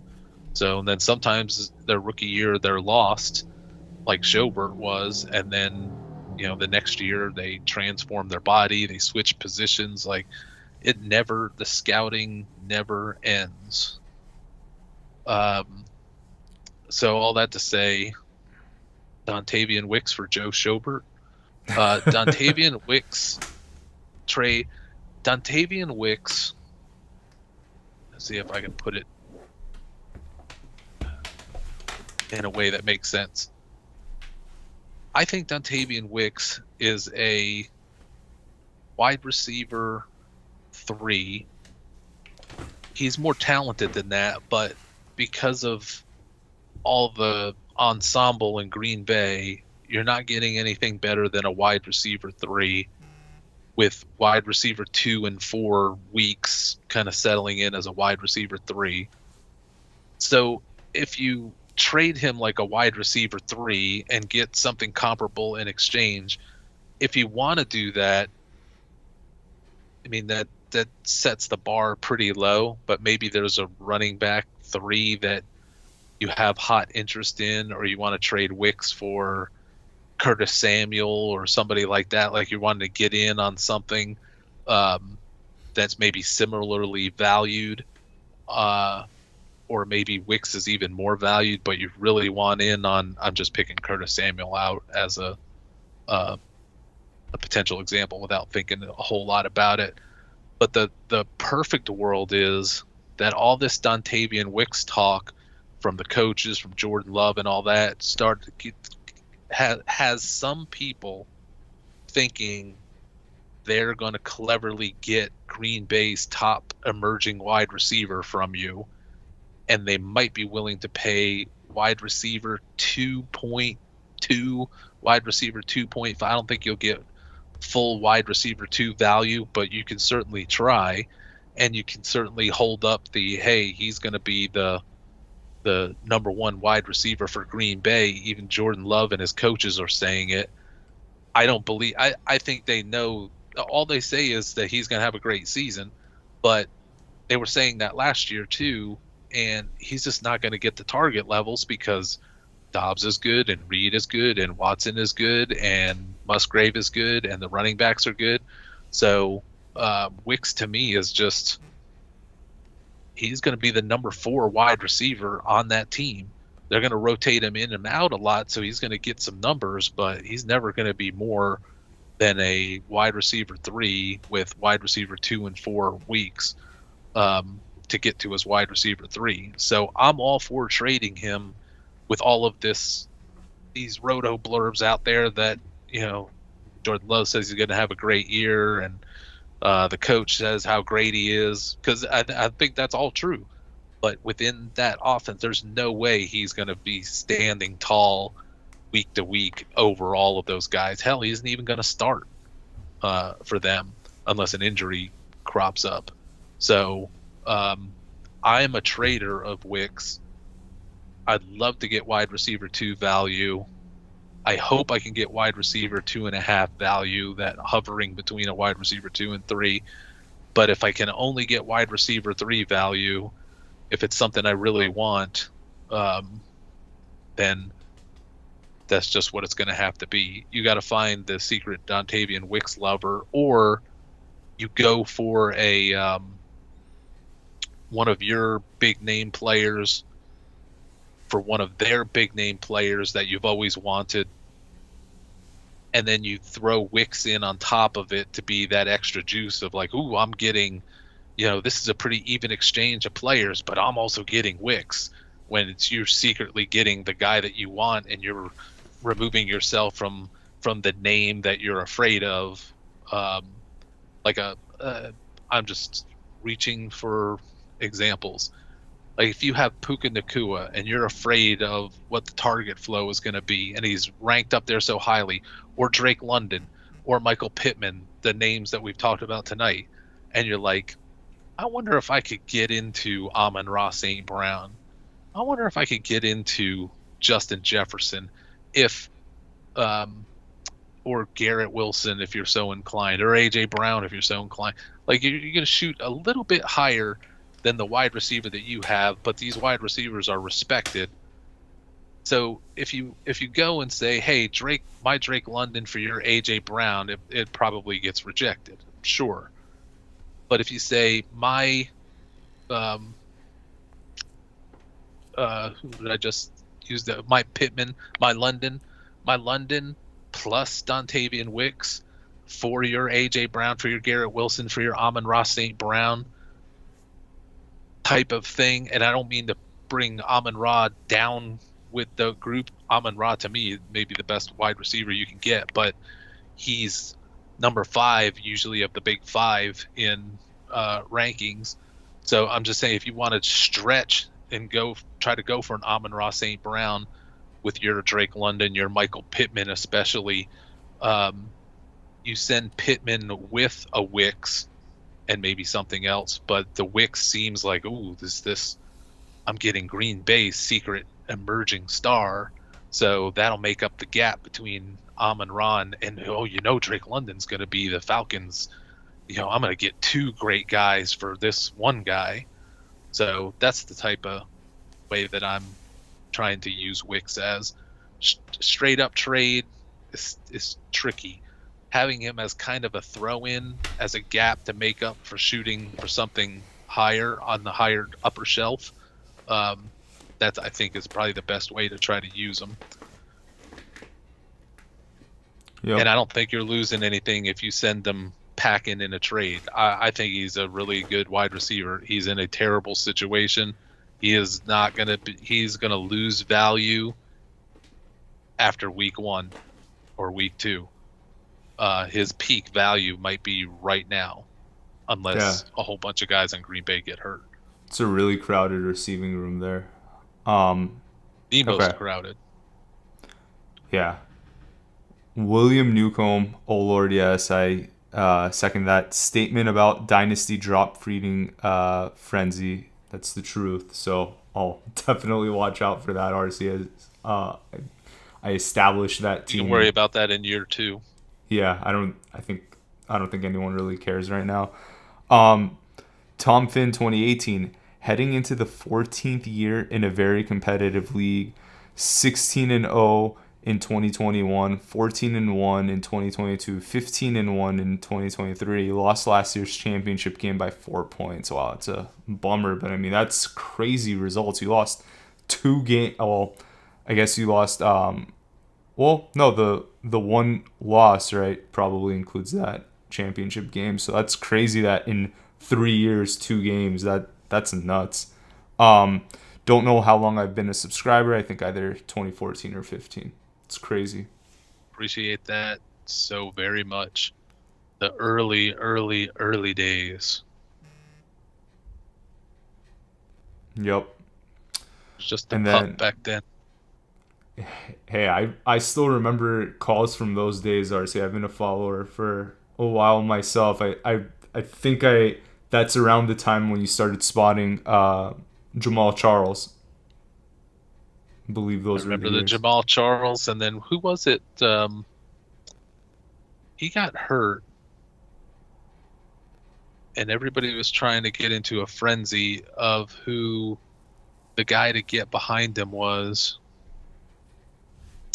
And I was pushing for a guy who was maybe 3rd in that pecking order. And I wrote a big article about it back when the internet was more free, and I was the only one writing about it, so it would come up in a search. So many people have that story, and hell, I cannot think of his name to save my life. He ended up becoming not Niles Davis. You're gonna make me go look now. Was it Charkandrick West, or was that too recent? No, I didn't. I never liked Charkandrick West. I was anti Charkandrick, and the guy that I liked over Charkandrick was actually better and worked out better, but he got hurt. But it's not him. Let me click back. I'm gonna kick myself when I see it that I couldn't remember this name. It wasn't Niles Davis. It wasn't Spencer Ware. Was not the name, but he was going to be a name after that. Or Niles Davis, he should have been so much better. Why can't I come up with this? How far back is this call gonna go? Yeah, it wasn't the Anthony Thomas, that's for sure. I'm going back like Chiefs history. It wasn't Dexter McCluster. Like, how far am I going back here? 2012? Like, how long have I been doing this for? RC, I remember when you called Jamal Charles, I might have started him in my championship game back way when, and all I picture is him in the open field running for a touchdown. Go ahead, you got the name. Got it. 2011. Jackie Battle. Oh my God. Was put me on the map that year, back when the internet was free. Jackie Battle. When I say it was free, when it was like free exchange of information and not colluded to funnel everything to the big sites paying them a ton of advertising money. Yeah. Yeah. Crazy.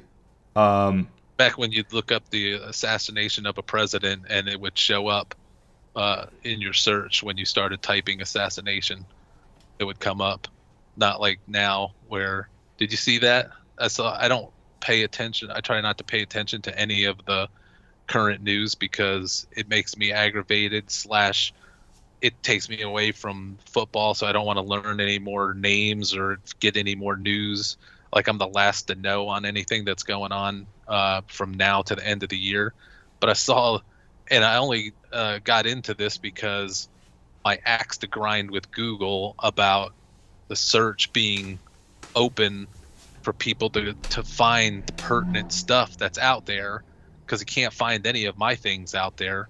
But I saw the thing with Google where you're trying to type in assassination of Trump and they were assassination of T, and it wasn't even you know how Google fills it in for the rest of it wouldn't it was Truman, assassination of Truman, assassination of Lincoln, so then they put the R, the U, the L, like, come on, like you gotta spell it out, RC. I'm not bringing that up for any political reason one way or the other. I'm just going, it frustrates the hell out of me that I've got all this content. So obviously some of it's behind a paywall, but a lot of it is outside the paywall. I should show up in searches for certain players. And in 2011, when people were searching about what to do with the Jamal Charles injury or Thomas Jones injury or whatever, I used to be number one search. If you wanted to know about Jackie Battle, I was going to be the number one thing that popped up in the entire world of internet searches. If you wanted to know about Ricky Stanzi, I was going to be the first thing on there back when I was a little rinky-dink homemade website. Now, I probably would hold, if they tracked such a thing, I hold the Guinness Book of World Records for most words written about football / fantasy football in the history of the world, I would bet. And I couldn't get on the first 5 pages of a search for Chris Brooks or anybody else weird that we're talking about that I would have written 9 million things about. So that the Google search stuff just pisses me off. I'm thankful for it because I got off the ground, because it used to be you could find that type of content and I was an alternative in the world. Now you get snuffed out by big fantasy, like big oil, big pharma. Big fantasy snuffed me out for the last 10 years. I love it, RC. That's a great name for them. Hey, good for our audience though, right? I mean, bad for you, but good for the audience that not everybody's on your content. Okay. Next question was the linebacker Joe Shorbert. Yes. Were we talking about any team Browns? Yeah. Okay. We covered that. William Newcomb, I grabbed him everywhere. Thank you, FFM. Looks like he profited off your call with Shorbert RC. Tom Finn 2018. Weird. I can't find anything on Brooks tearing his ACL. I keep seeing that he had. I'm looking to see. Yeah. It was an ankle injury. I thought it was an ACL. He got placed on injured reserve. I don't know that he's practicing yet in camp. I thought he was on the PUP for camp. Maybe he's not.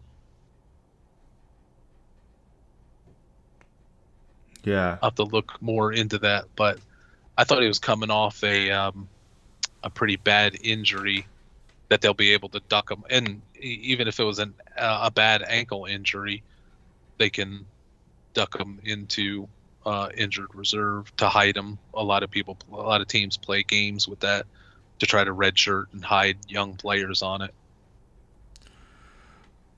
Okay, then William Newcomb. Oh, aren't camp vibes at the Cards thumping the beat of Amari DeMarcado as the third string versus DJ who just got paid?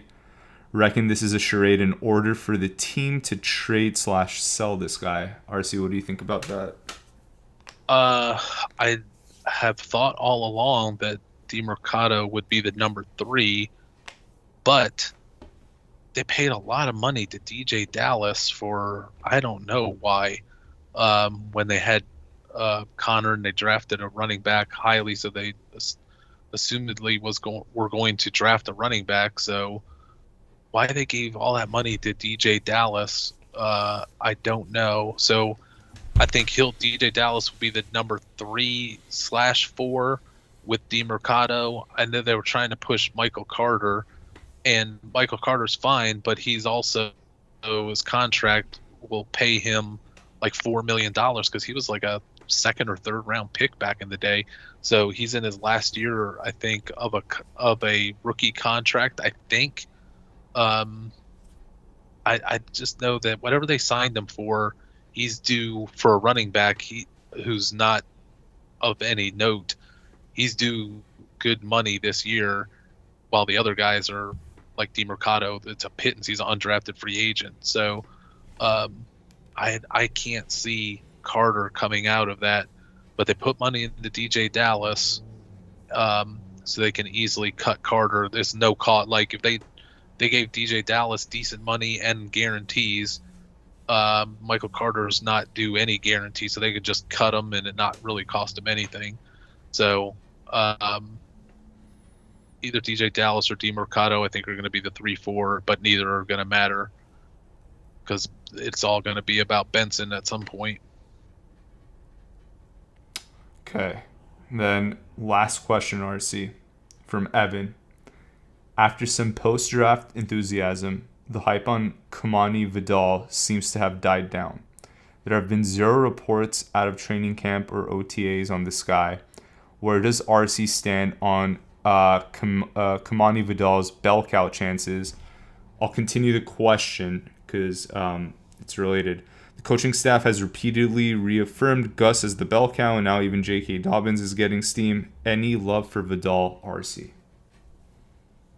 Here's where I think the Chargers running back situation stands from top to bottom.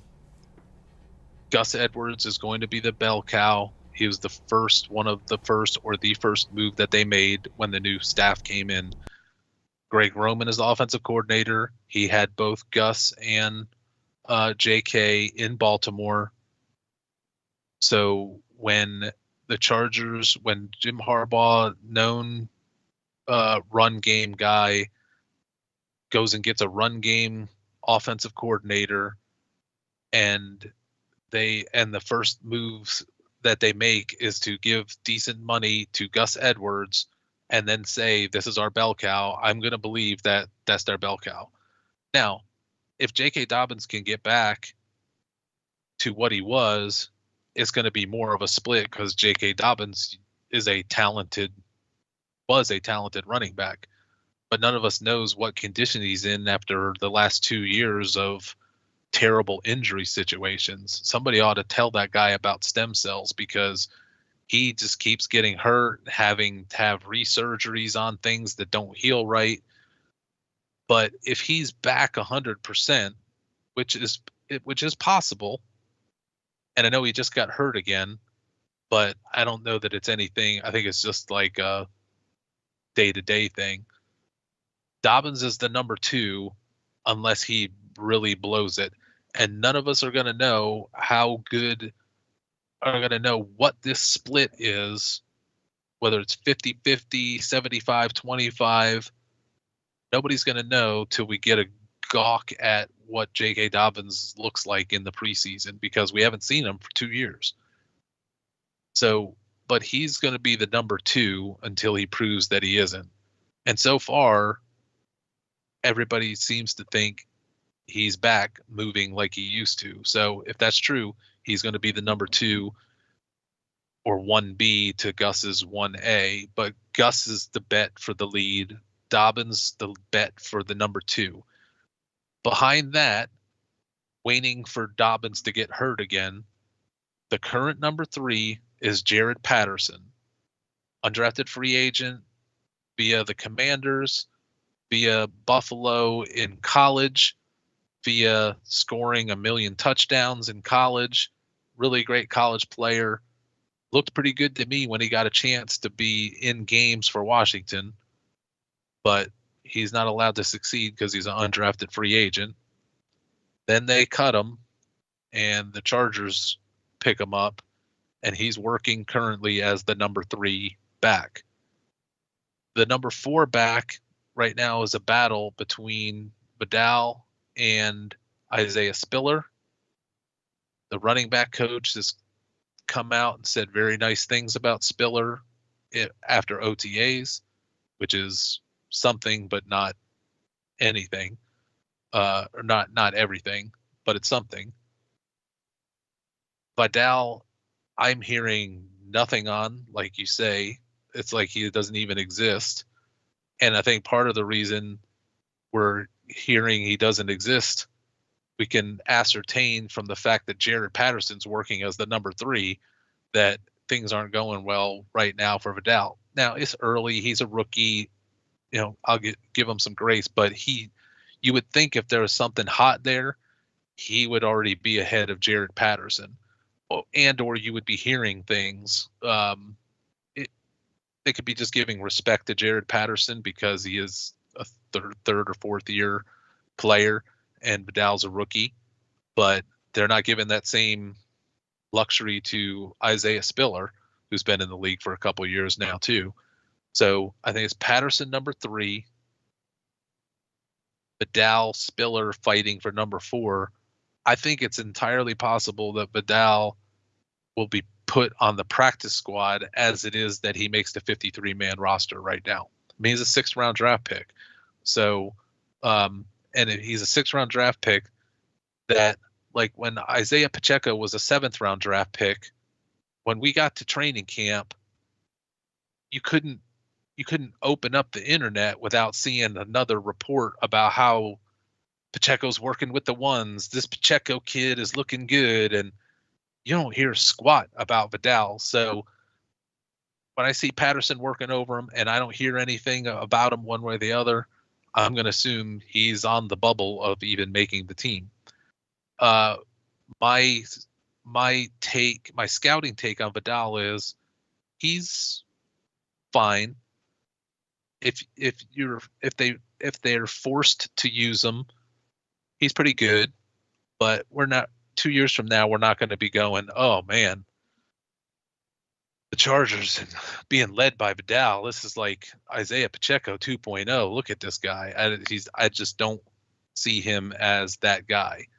We'll see if he develops. We'll see if anything changes. But from my scouting of his work at Troy and watching him at the Senior Bowl, he's very competent, but I don't see star potential in him.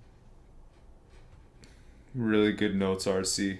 That was our last question. But before we sign off, one thing I want to ask you about, speaking of the Kansas City backfield, I wanted to see if you had an update on a guy we did a off-season scouting report on, and obviously we have it up on the YouTube channel too, where we talked about Luis Rees-Zammit, former rugby star. RC, are you hearing anything about him? I saw one tweet that said he was struggling in pass protection. Is there truth behind that, or is that one-off tweet from a random guy? I have seen tape of him at training camp. Cut up, isolated tape of him just working, blocking and running the ball. So to your blocking question, I've seen him in the blocking drills annihilate some oncoming defenders, and I've seen him totally whiff in oncoming defenders. So, which would only make sense because he's still learning the game. I have seen him run the ball. He's not worked with the first team. He's all second team. I've seen him run the ball, get pitch outs, and actually get to run the ball against. They weren't tackling. It was the two-hand touch version of 11 on 11. And he was getting like little short pitches to run off tackle or run to the outside, and he looked what's the word? He looked unsure of what to do. Not like, he was pissing his pants or anything. It was just, you tell there was a hesitation of, hey, there's no hole here. Now, this isn't like rugby. When he did get to the outside and got through, he looked like he was moving pretty well, but he's way off the grid as a running back. But I will maintain what I said when we did our original video on LRZ. His future is going to be, I think, or should be, as a wide receiver, not a running back. Why they keep insisting he's a running back when he has all of these wide receiver skills, and that's a much easier position to transition into than being a full-on running back, I don't understand. But I don't understand a lot of things the NFL does. But he is no threat to being the handcuff in there. I don't think he's ever going to be a running back in the NFL. I can't wait to see your notes on him in the preseason when we get like live snaps and that. It's probably not going to be good because this is all so new to him. So, right. But if he does show out when he gets into sometimes these guys, they get real nervous in a game or in practice. They're still trying to figure things out. Then you put them in a game and their senses take over, their talent takes over, everything's a blur, but they're just like, I'm going to get the ball and I'm going to run like hell. Maybe he just hits right off the bat, or maybe he's more comfortable kick returning and we see him take his first kick return back and he's off to the races. Then we're like, oh, this guy has NFL. He has something for the NFL. I just don't think it's going to be at running back, but we'll see him. He's going to get touches, but we'll see him as a kick returner before we see him getting actual carries.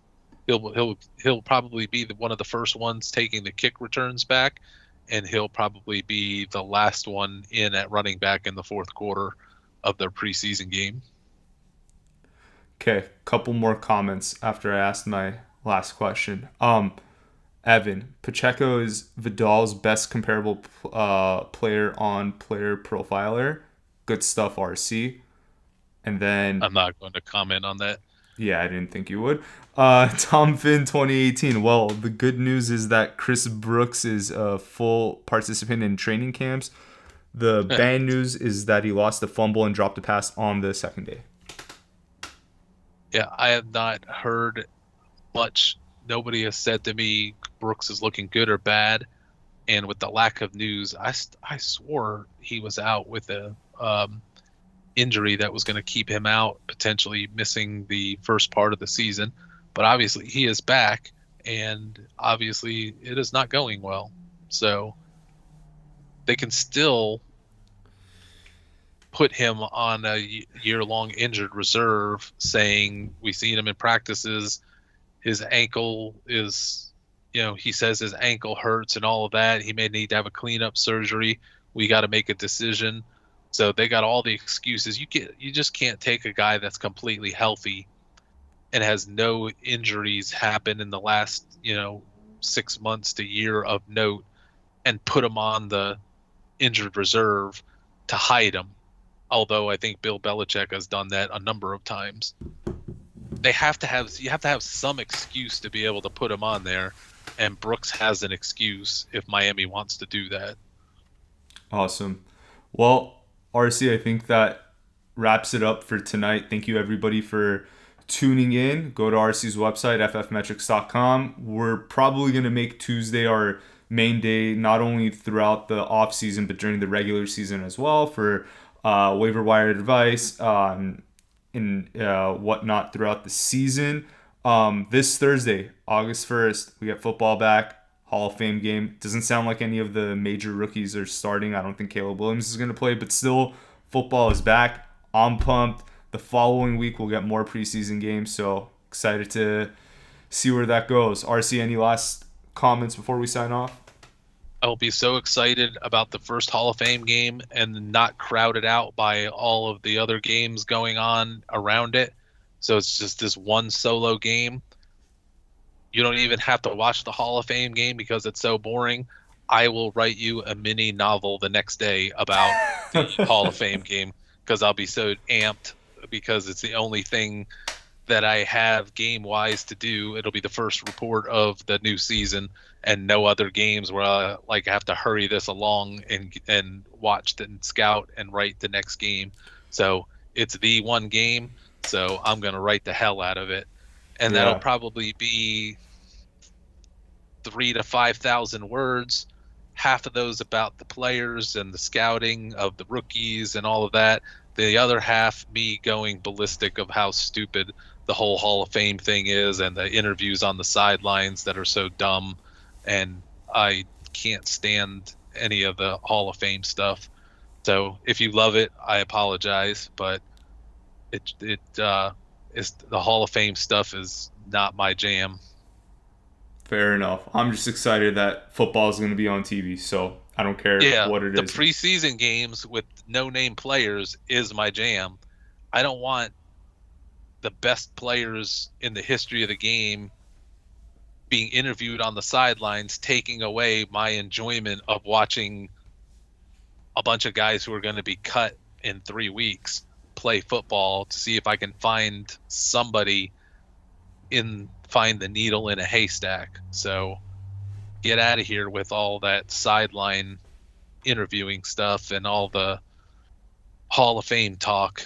Save that for some other special. Put it on Netflix or whatever. I need to watch undrafted free agent defensive players for the Bears playing football. There you go. I don't even know who the Bears are playing. I just know it's the Bears. I think it's the Jets. Playing? I think it's the Jets. I could be wrong. Let me double check that before we... Hall of Fame game. No, not the Jets. Not the Jets? I'm sure we're going to be seeing C.J. Stroud right off the bat, right? Right. Hey, maybe we'll get some Mechie, though. No. We're going to get future Bears #1 quarterback Tyson Bagent will be in action. Oh God. Potentially. Oh God. Okay. Well, we'll be watching that, RC. I'm excited that NFL football is going to be on my TV. You don't have to go do something fun. I'll tell you all about it. RC, that's fun for me. I need to see football. I'm craving it. So, all right, guys. Have a good night. Thank you so much.